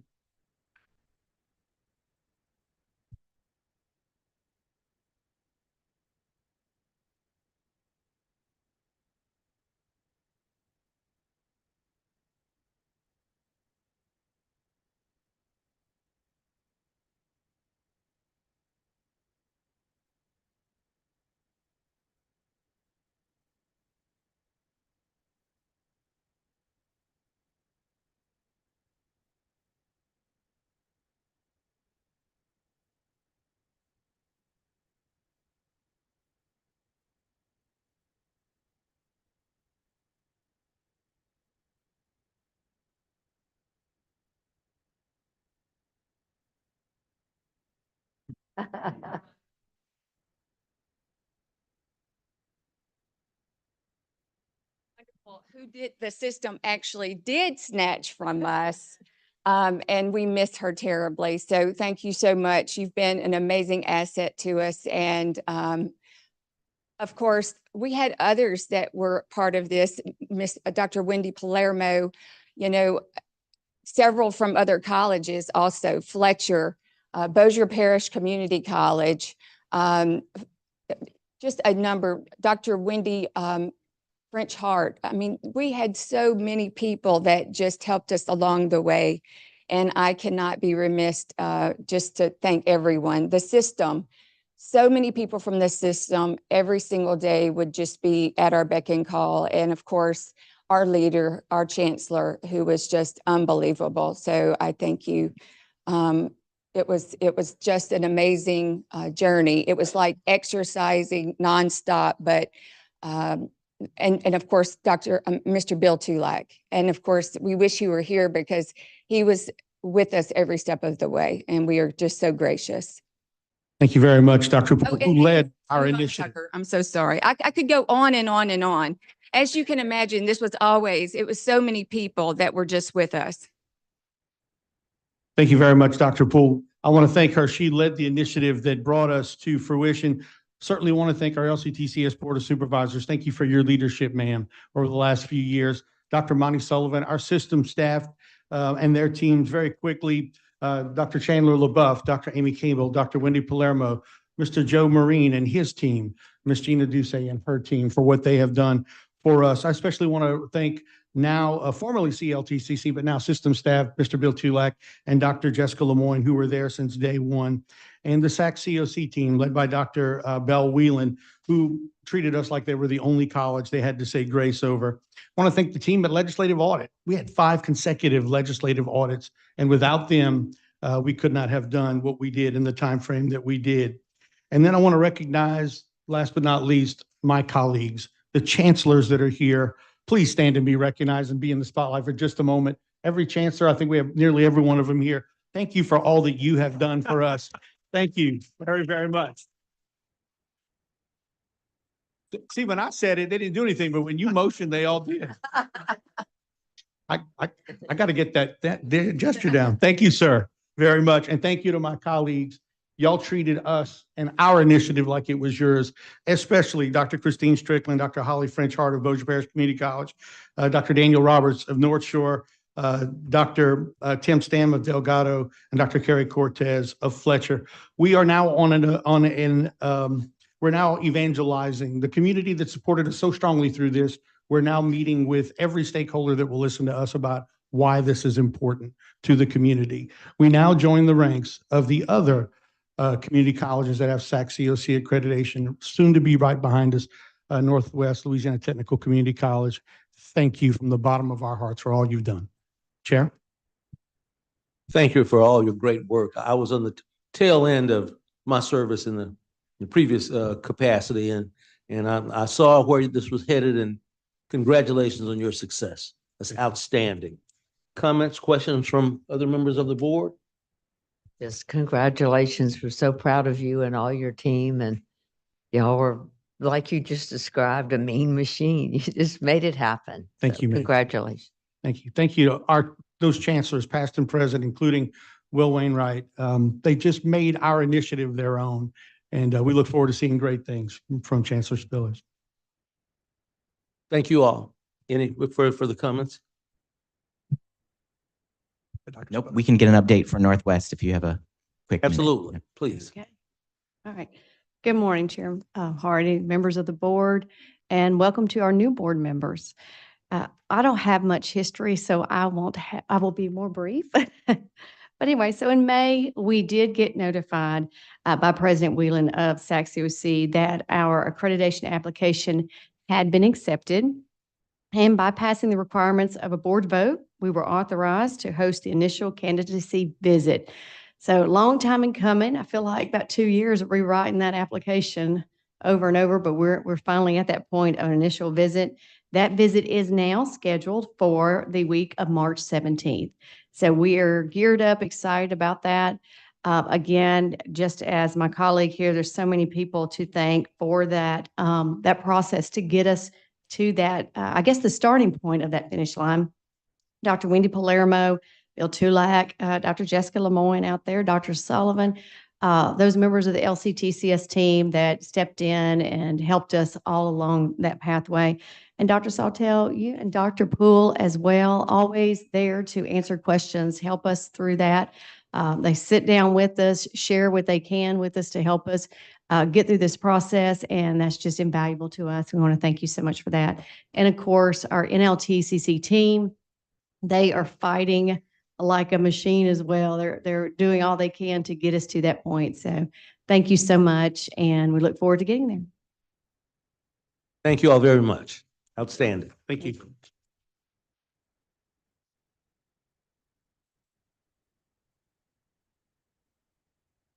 For board information only, next item is Program Health Index, and I've asked Dr. Wendy Palermo, our Chief Education and Training Officer, to give a brief update. Good morning, Chair Hardy, members of the board. This is for informational purposes only regarding the Program Health Index that's in your board packet. Back in 2015, LCTCS approved we call it the PHI policy. It's number 1.047. And it is where all colleges agree to review at least 1/3 of their programs. So in your packet, you probably have a multi-page document that reflects information such as all of their programs with continue, modify, terminate. So this is really just to show the Board of Supervisors the great detail in which the college and the leaders take and what they do to do a thorough assessment of each of their programs to ensure that they align to the workforce. And so that's really what we're doing today, is just highlighting their work and congratulating those chancellors that are in the audience. And I said I would not do this, but there is one chancellor every year submits 100% of their programs, and it is Dr. Christine Strickland at Fletcher Technical Community College. So I definitely want to kind of acknowledge that to her and her team, Carrie Cortez as well. And that's completion of my report. Thank you. Yes. Next item number 4 is the student referendum for South Louisiana Community College student activity fee, as well as item 5, both related to South Louisiana Community College Student Government Association fee. And I've asked Dr. Vincent June to join us and members of his team.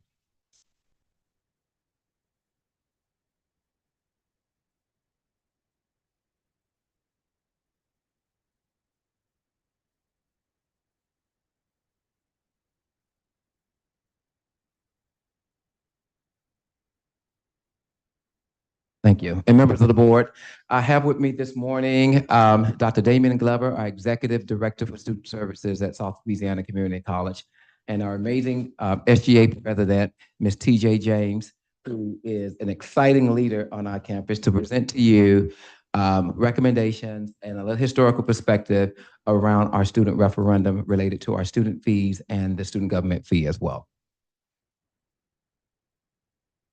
Good morning, Chair Hardy and members of the board. My name is Tanjanika James, and I serve as the president of the SGA at South Louisiana Community College. I'm here today representing 11,000 students at SOLA CC to request your approval to include two proposed fee increases on our fall 2024 election ballot. We propose increases to the student life fee and the SGA fee. These fees have not been adjusted in 9 years, during which time our college has experienced significant growth in enrollment and the addition of 2 new campuses. We believe that increasing the student life fees would provide several benefits, including enhanced campus activities and events such as cultural festivals, guest speakers, and workshops, increased funding for student organizations, allowing them to host more events, attend conferences, and grow their membership, introduction of new health and wellness programs such as mental health workshops, fitness classes, and stress relief activities, the construction of the Student Life Center that would invigorate student groups and organizations, as well as support new events and programs, morale boosting events hosting student appreciation days, wellness days, and other events to foster community and boost student morale. Similarly, increasing the SGA fee would allow us to expand the study abroad program through more scholarships and funding, support local initiatives by our student groups and organizations, enable them to make tangible impact on the campus in the community, enhance offerings within our food pantry, providing greater support for students facing food insecurities, introducing new leadership development programs for students, including workshops, retreats, and conferences, funding sustainability projects such as campus recycling programs, energy efficient initiatives, and green spaces. And last but not least, professional development for student leaders, funding for professional development opportunities for SGA members, such as leadership conferences, public speaking workshops, and networking events. In conclusion, we seek your approval because these fees will sustain ongoing student support, enabling the current SGA board to maintain transparency and accountability, enhance our services and facilities, and uphold our commitment to democratic processes. Your approval, with support from SOLA CC executive team, will demonstrate a commitment to student engagement and the continuous improvement of experiences and resources. Thank you for your consideration. And members of the board, just for clarification, what you're acting on is to basically give them the authority to go out and do a public referendum to the student body on these fees, not the fee itself. They will come later on, but this is again just the approval of the referendum. Great, so we have two recommendations when ready, since they're two separate items. So item number 4, recommendation, staff recommends that the board authorize South Louisiana Community College Student Government Association to conduct a referendum to assess an increase of a current self-assessed student activity fee to be assessed of all students each fall, spring, and summer semester in the amount of $7.50 per credit hour at a maximum of 12 credit hours beginning the fall of 2024. Can we get a motion? I'll move that. Motion by Supervisor Smith and seconded by Supervisor Butler McIntyre. Thank you. So just a question, is it an increase of 750 or is it going up to 750? Going up to 7. 750 is the top. I just want to be clear about it. Good. Thank you. And then the second is. Oh, excuse me, Dr. LaBeouf. Supervisor McConduit has a question. Sorry, I guess I was going in that same vein, in terms of clarification. Just, I heard your list of items and I'm just curious. It just feels like $7.50 per credit hour at a maximum of 12 for every fall, spring, summer. That would be like $90, right? Per increment. And I know we're just giving them the option. I'm just curious as to like, did we price out that this across the student body? It just feels like maybe that's high. So currently, Supervisor, we do collect $5 per credit hour up to, I don't believe there's a maximum. So Okay. it does, I believe exceed 16 credit hours. So we're just looking for an increase of $2.50 Okay, so that's on top of that. That's the Yes, ma'am. difference. Okay. And for the SGA, it would be a flat $7, not per credit hour. That's helpful. Yes. Thank you.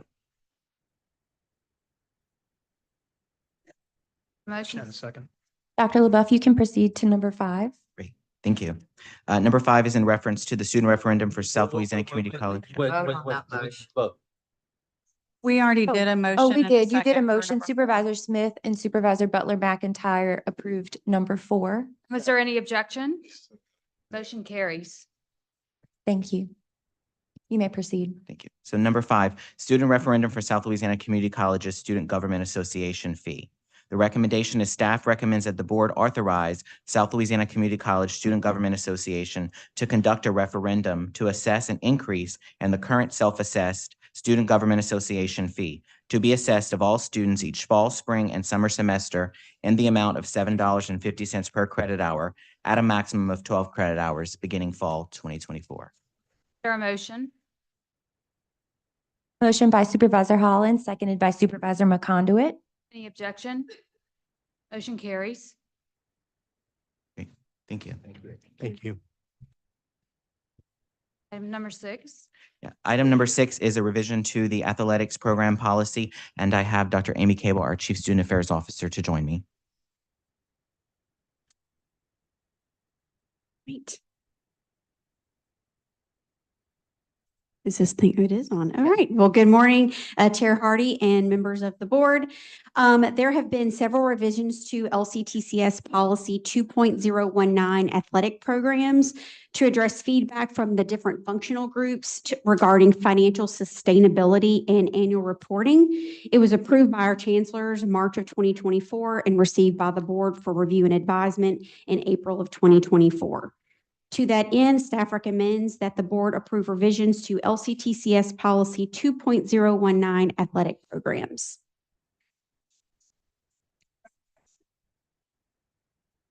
Just need a first and a second. Okay, first by Supervisor Smith, seconded by Supervisor McConduit. Thank you. Any objection? Motion carries. All right, and I have one more for review and advisement revisions to LCTCS policy 9.001, power-based violence and sexual misconduct. The revisions to this policy is a result of state legislation requirements to allow our system policies to align. It essentially requires a 30-day timeline for MOUs to be in place for colleges and law enforcement agencies. Staff recommends that the board accept for review and advisement proposed revisions to LCTCS policy 9.001, power-based violence, sexual misconduct.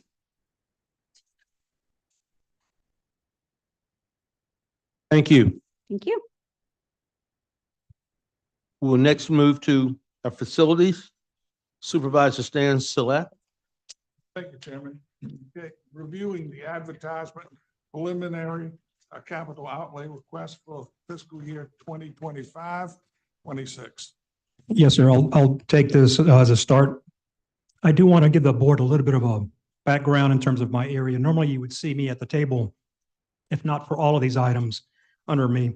I do want to point out, and rightfully so, that I don't do all of this.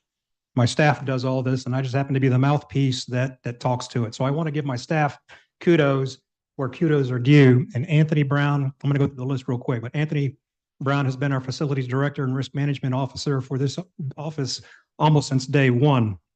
I believe he started a week before I did, but took a little hiatus after Hurricane Katrina, and then he's back. I will also go down just quickly. Miss Renita Williams is our compliance officer. Next to her is Miss Gina Doucet, our Chief Human Resources Development Officer. Next to her is Shannon Sedberry, our Chief Finance Officer.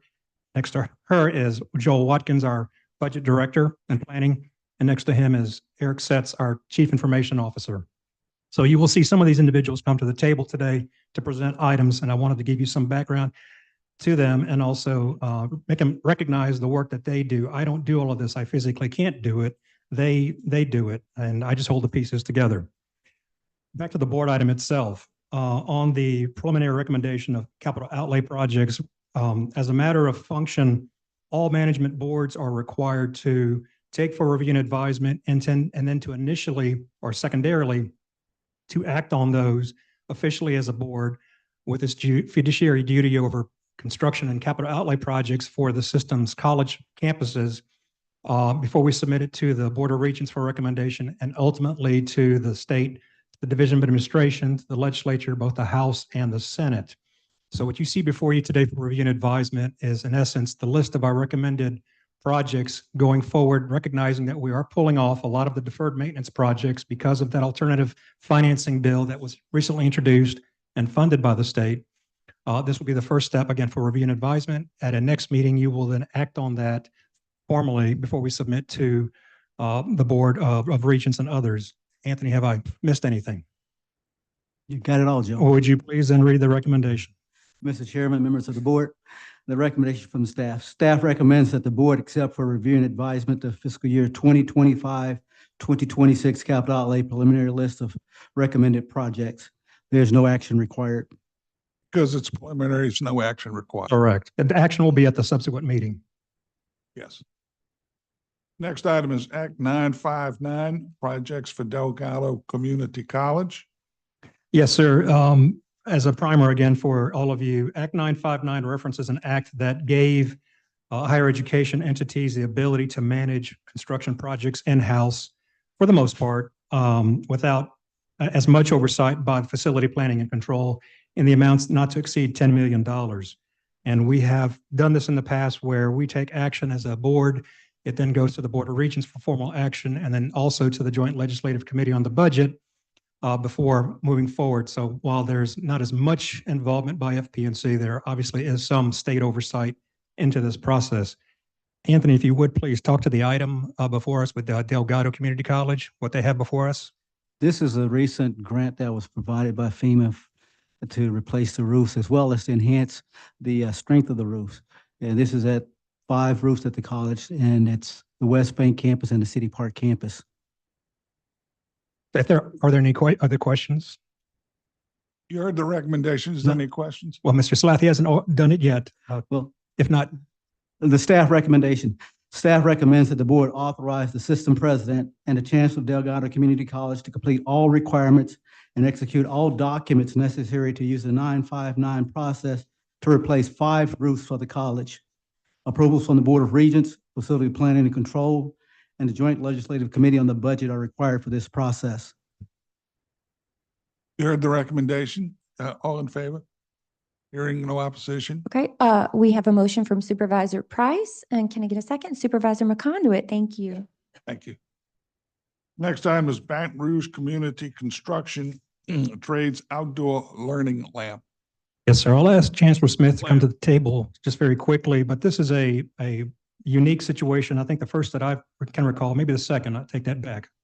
I'll take it back. It's the third one after Soella and River Parishes, where we've had an outside entity provide funds to a college for a capital outlay project on campus. I believe, if I'm not mistaken, BRCC has been one of 11 awarded a grant from Lowe's, and Chancellor, I'll turn it over to you.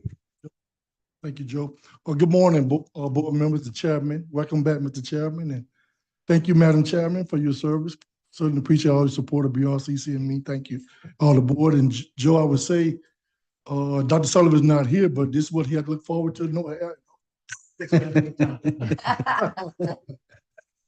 Thank you guys for allowing me to talk about this. As Joe alluded to, we was one of 11 colleges throughout the nation to receive a competitive grant of $850,000 from the Lowe's Foundation.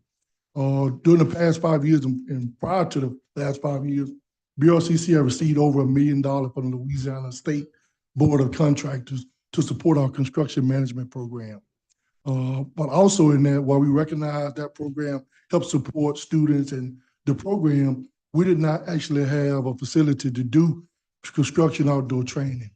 In addition to the system, this past legislative session, worked with a number of legislators to support Act 753 that support residential plumbing, which have eased some of the restrictions on certification around residential plumbing. So this grant of $850,000 is going to allow us to build this outdoor construction lab to support students in plumbing, but also in construction management. I would say that if you look on the BRCC Mid-City footprint, many of think this is a college or a university. Now we will actually, in addition to our new nursing building that's going to be up next year, now we're going to have a construction lab that's going to do plumbing and construction work on this campus. So we're excited about this expansion of the state-of-the-art facility that we'll be building soon. Chancellor, just curious, any locations as of yet where you want to place, where this will be placed? We're actually going to place it right here. It's going to be right next, adjacent to our STEM building, right behind the fire station there. Okay, great. Any questions of the board? Anthony, if you would.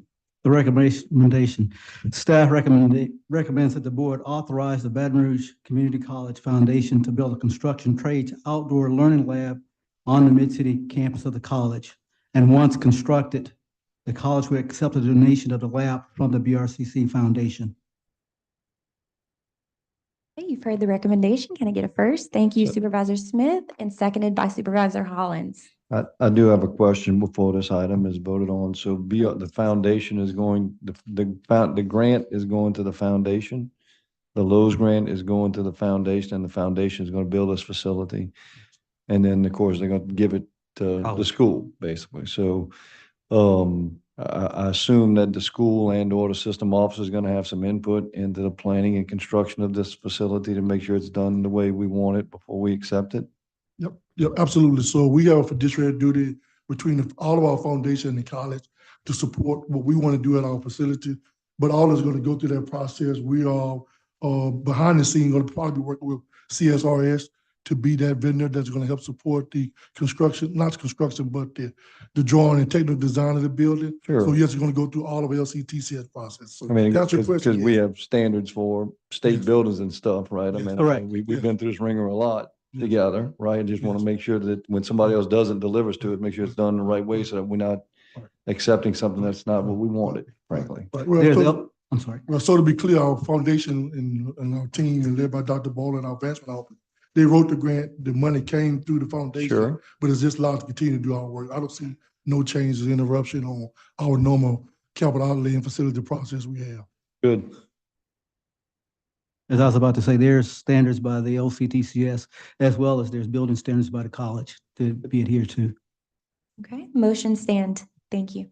Wait, let's make sure that we know the second doesn't carry the motion. There has to be a statement that the motion carries. So the second is great.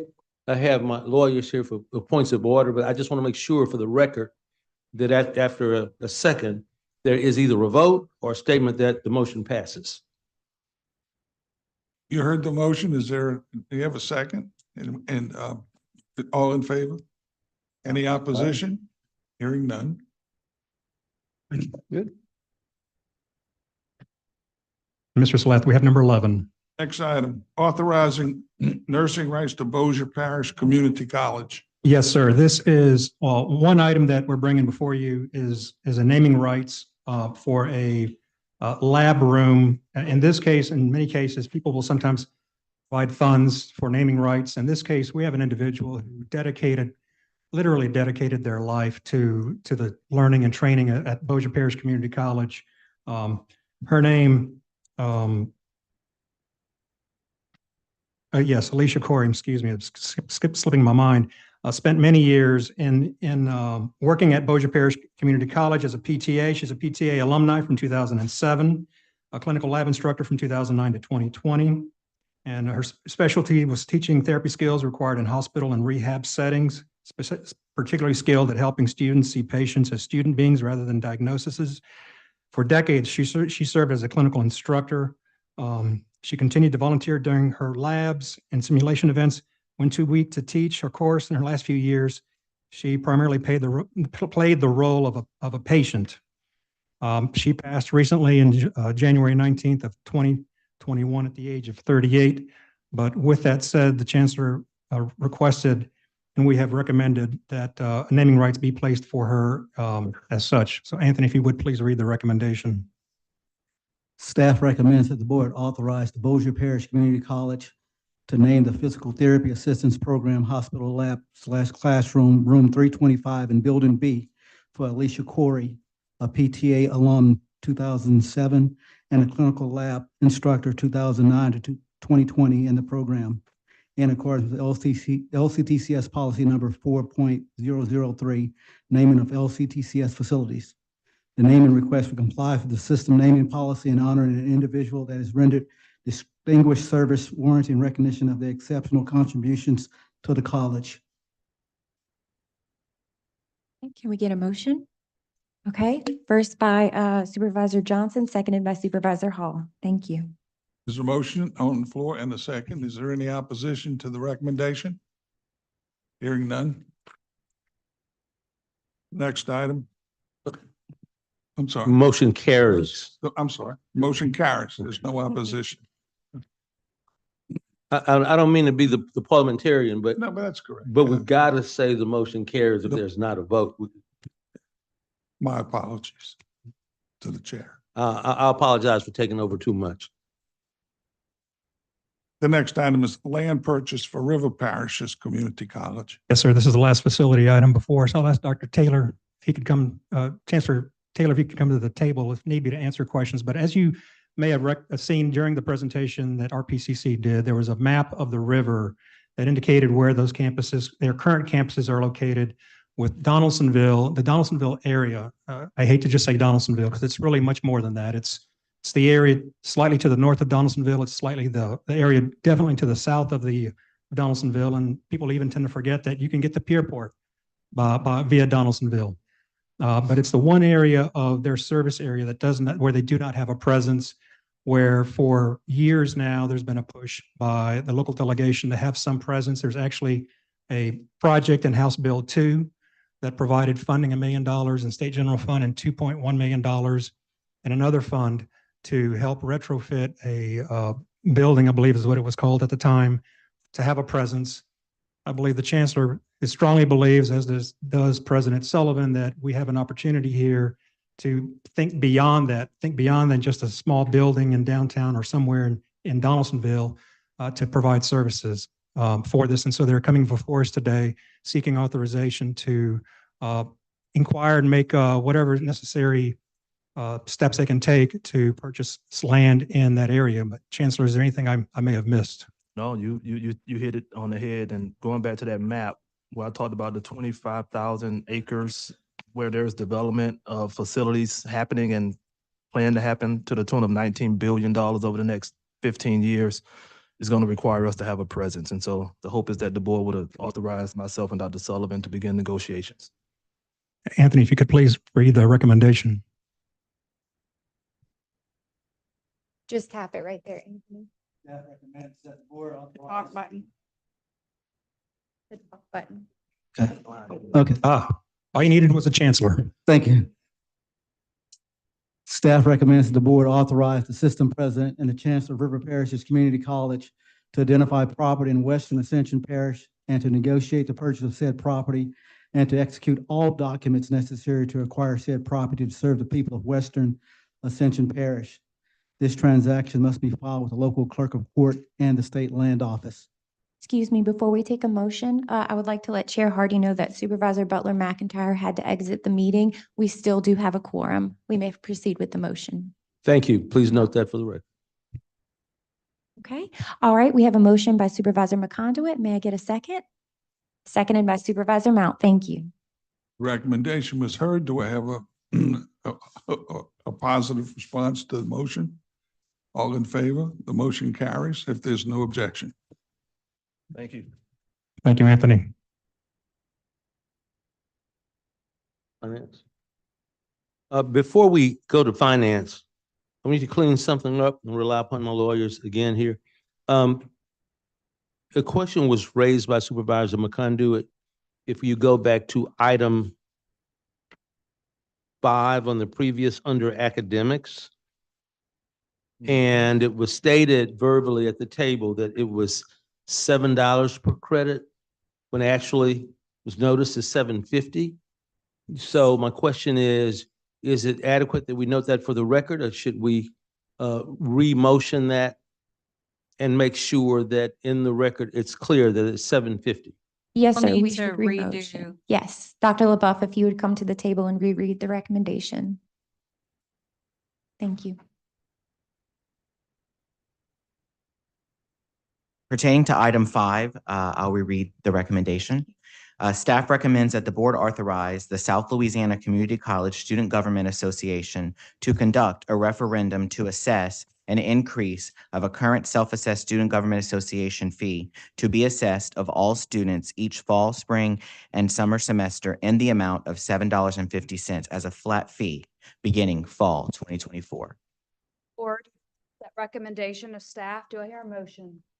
I'm going to get a first, Supervisor McConduit, and a second. The objection? No, Supervisor but I have a Johnson. comment. Yes, ma'am. So, Chair Hardy, we already approved a motion. That was not specific to the motion at hand. So may I suggest that we first take action on the amendment on the motion that we initially approved, which was not correct. I agree, yes. Okay. So. Okay. I would ask that we remove this motion for the moment so Yes. that we can technically process it right. Yeah, but ma'am. I don't think it was properly noticed, but I agree. Yeah. To clean the record. Yeah. Yes, Table the current motion, and have some board member make a motion to rescind the prior motion with a second. Okay. And then back to the motion. Okay. If we could please table the current motion that's on the table, and if I can hear a motion to rescind the prior motion So moved. as the motion was- Just rescind it. I don't want to go into the reasons. Why don't we just rescind it? I hear a motion to rescind the prior motion. Okay, So moved. Supervisor Hollins and seconded by Supervisor Smith. I'll second it. Is yeah. there any comment or objection to that motion? Motion carries. At this time, I would like to untable and resume the prior motion that we had discussed to accept the staff recommendation. Do I hear a motion? Well, quick question before the motion. I know we're taking this motion back up because we said 7 instead of 750. I'll also note that Dr. LaBeouf did not mention in his motion at a maximum of 12 credit hours. And so we need to include that in the motion as well. It is a $7.50 flat fee, Okay. but it was stated as a $7 per credit hour in the recommendation. Okay. It's a $7.50 flat fee. So, Okay. yeah, so there's two. It's just the $7. Yes. Okay. You can read. Motion? Right. Do I hear a motion? Yes, Hear a motion by Supervisor McConduit. Second. Okay, seconded by Supervisor Johnson. Thank you. Is there any additional comment on the motion? Hearing no objection, the motion carries. Chair Hardy? Thank you. Next, we will move to the finance items. I'd like to at this time present the finance action items for consideration by the board. The first is foundation reimbursement. 2 are on behalf of employees. Yes, sir. I'll turn that over to Dr. LaBeouf. Yes, you have in front of you 2 employees from Bossier Parish Community College. And as our policy states, 5017 regarding policy on foundations, and in statute, any employee that receives $1,000 or more must be approved annually. And so Bossier Parish Community College has submitted 2 employees, one that is for referencing athletics with the Cavalier players for a regional competition, and the other regarding a student debate club in reference to their student activity fee. So these are reimbursements to those employees for making the initial purchases on behalf of those activities that were approved. You have heard the recommendation. Is there a motion? I can read the exact recommendation if you're ready. Please. Yeah. So staff recommends that the board approve the foundation reimbursements presented as required by LCTCS policy 5.029, foundation support of system and college endeavors, and LCTCS policy 5.017, LCTCS policies on foundations. Is there a motion? Supervisor Mount, motion first, second by Supervisor Johnson. Thank you. Is there any discussion? Are there objections? Hearing none, motion carries. Next is fiscal year 2024, 2025 operating budget for LCTCS entities. Yes, sir. I'll ask Mr. Watkins to step to the table. As again, a little primer to this, the board, first off, and this item is related to the allocation of funds for our colleges. There will be a subsequent item at the next meeting dealing specifically with the operating budgets of our colleges, which will have more detail. This is simply the allocation of the state funds by college. If you notice on the second page of the board item itself, it looks like that overall we had a decrease in funding of $24.1 million on paper. In fact, we did not. It's only a paper representation where the state, in essence, non-recurred one-time items that were funded in the prior year that they non-recurred into the subsequent current fiscal year. Of that amount, just to give a little preview, is there's $5 million that was placed in the board's budget for correctional inmate training. It was removed. There were $2.1 million in line item amendments for certain colleges that were removed.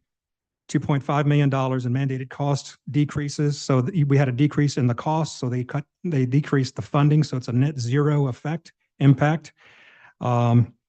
And also provided some other increases there for mandated costs. The big one was basically $15 million in federal statutory dedicated funding that was removed for the healthcare initiative that we started 2 years ago, that we have now entered into the 3rd and final year. So again, just budget authority that's being decreased.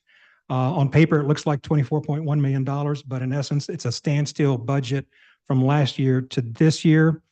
The two colleges did have increases in their tuition budget authority to account for projected enrollment increases. Those were Fletcher and Delta.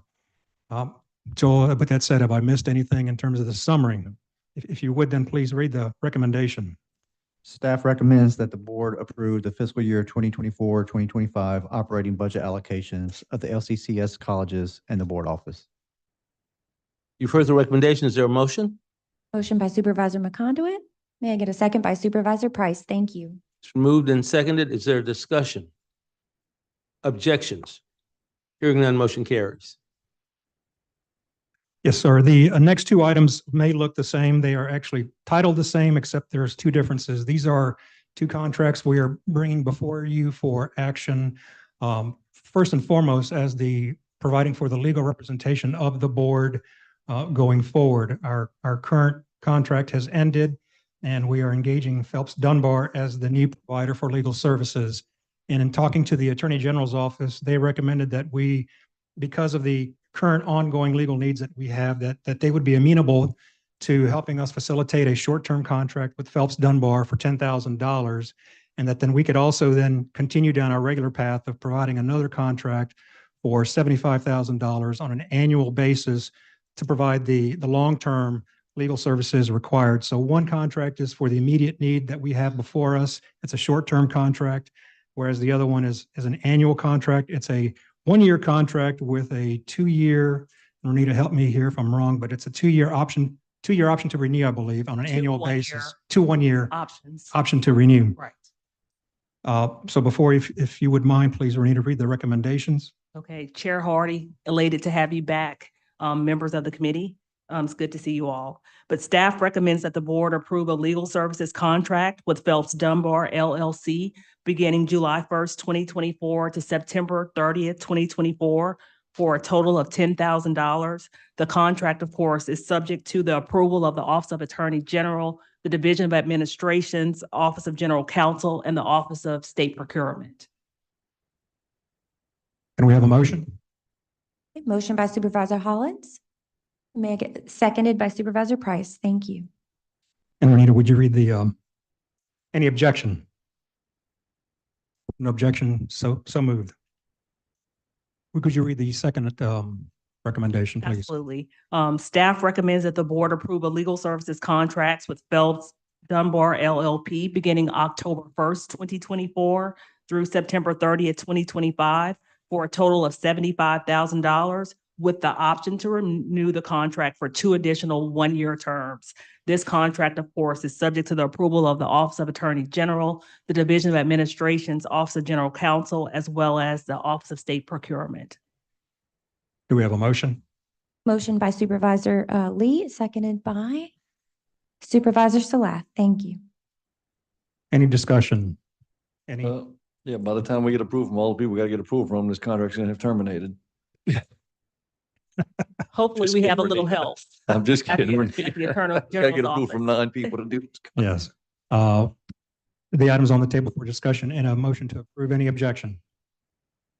Then so moved. Thank you, Renita. Thank you. Next is governance. Supervisor Paul Price. Are you ready to roll? I'll stumble my way through this, I hope. The first item is the 2025 LCTCS Board of Supervisors meeting schedule. Yes, sir. As a matter of function and as required even by state law, we are required to approve before the public our meeting schedule. And that schedule begins in December through the course of the calendar year. But obviously, here we are in August. Everybody needs time to plan for the future going into that fiscal year. So what we have before you is the schedule listed for our meetings. And with that said, staff recommends that the board approve the 2025 LCTCS board meeting schedule as presented. Make a motion. Motion by Supervisor Johnson, seconded by Supervisor Mount. Thank you. We have a motion and a second. Is any more discussion? Any opposition? Hearing none, that motion carries. Next item would be the location change of the October LCTCS Board of Supervisors meeting. Yes, sir. That is also a requirement by state law that requires that there be a unanimous vote of all members of the board to change the location at for the next meeting, which in this case will be at the Soella Community and Technical College in Lake Charles. And again, a majority vote is needed. So we'll need a full vote on this, Erica, but staff recommends that the board approve the location change for the October 9th, 2024 meeting to be held at Soella Technical Community College Regional Training Center at 3749 Senator J. Bennett Johnston Avenue in Lake Charles, Louisiana, 70615. Motion by, oh, excuse me. Okay. Motion by Supervisor Mount, seconded by Supervisor Smith. Okay, we've got a motion and seconds. Any more discussion? Any opposition? Hearing none, that motion carries. We need a full vote, if you don't mind, Erica. Oh, yes, sir. Oh, we need We need a full vote of the a roll call. roll call.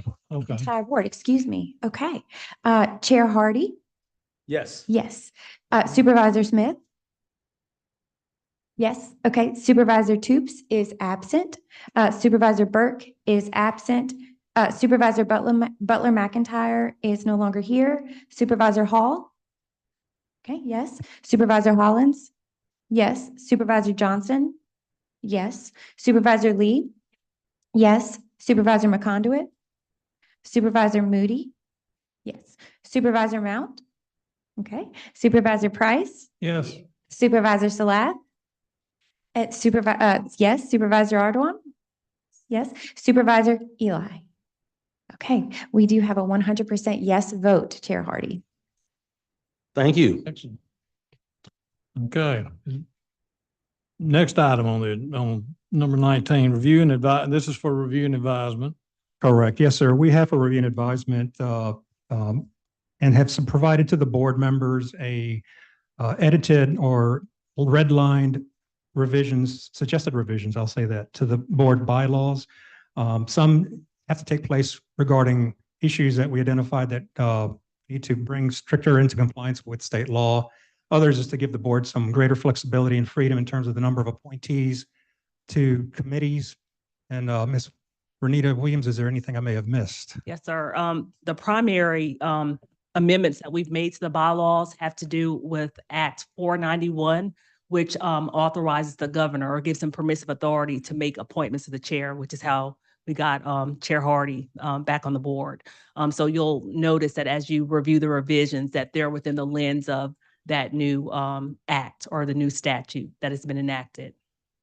And as such, again, we're providing to you for review and advisement. Formal action will be done at a subsequent board meeting. And as such, staff recommends that the board accept for review and advisement revisions to the bylaws of the Board of Supervisors of the Louisiana Community and Technical College System. No action is required. I think I'm done, sir. Awesome job. Thank you. Next, personnel, Supervisor Stevie Smith. Are you Sure. ready?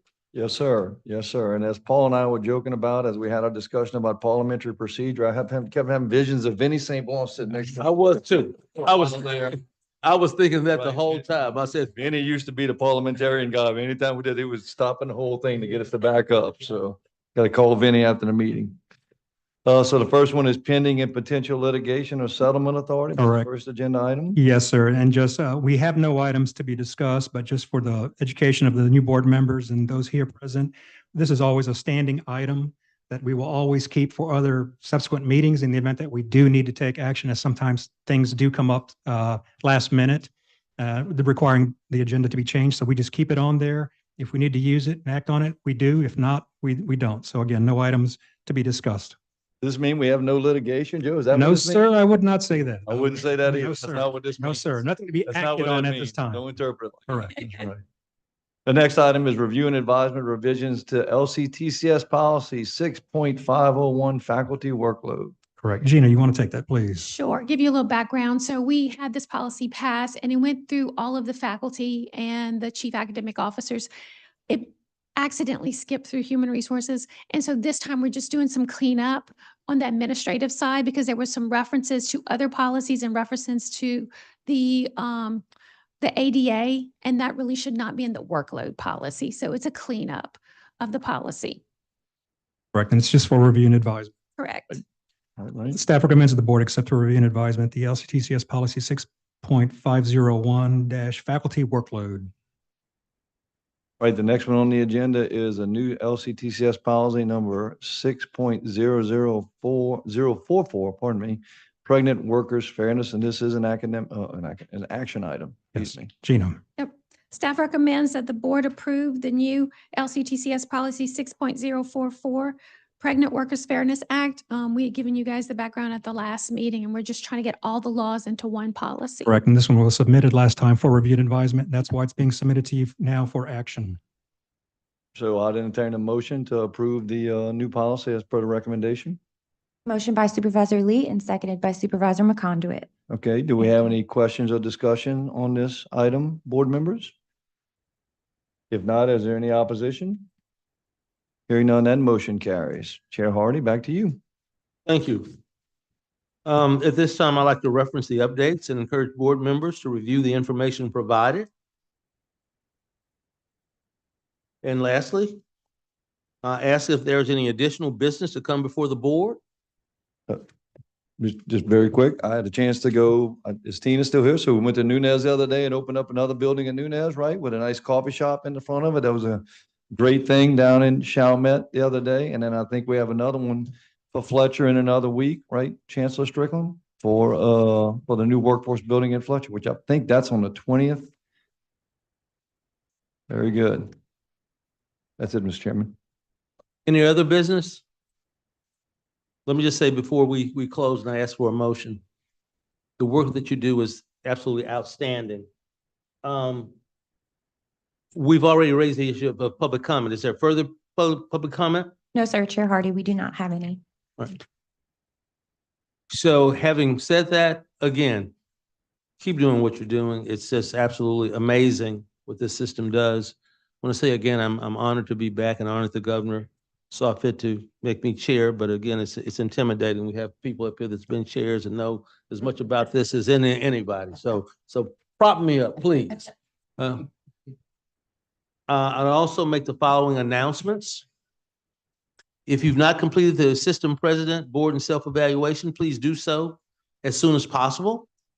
The information was emailed to you on July 1st. If you need a copy of it, please reach out to Erica.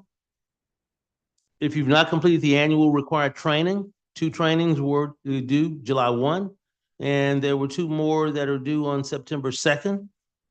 Please reach out to Erica again. I know I'm putting a lot on you, but reach out to her. Also note that the LCTCS conference will be held at the Hilton Riverside in New Orleans, October 1st through 3rd. Information will be sent out with details about the conference. If you plan to attend, guess who? Let Erica know. And the October strategic planning session will be held in Lake Charles on October 8th, followed by the October board meeting on October 9th. Please make sure to attend both meetings. Anything further? If there is none, is there a motion to adjourn? You really don't even need a second. We're done. Thank you all so much. Good job, Chair. Thank you for looking me up at the end.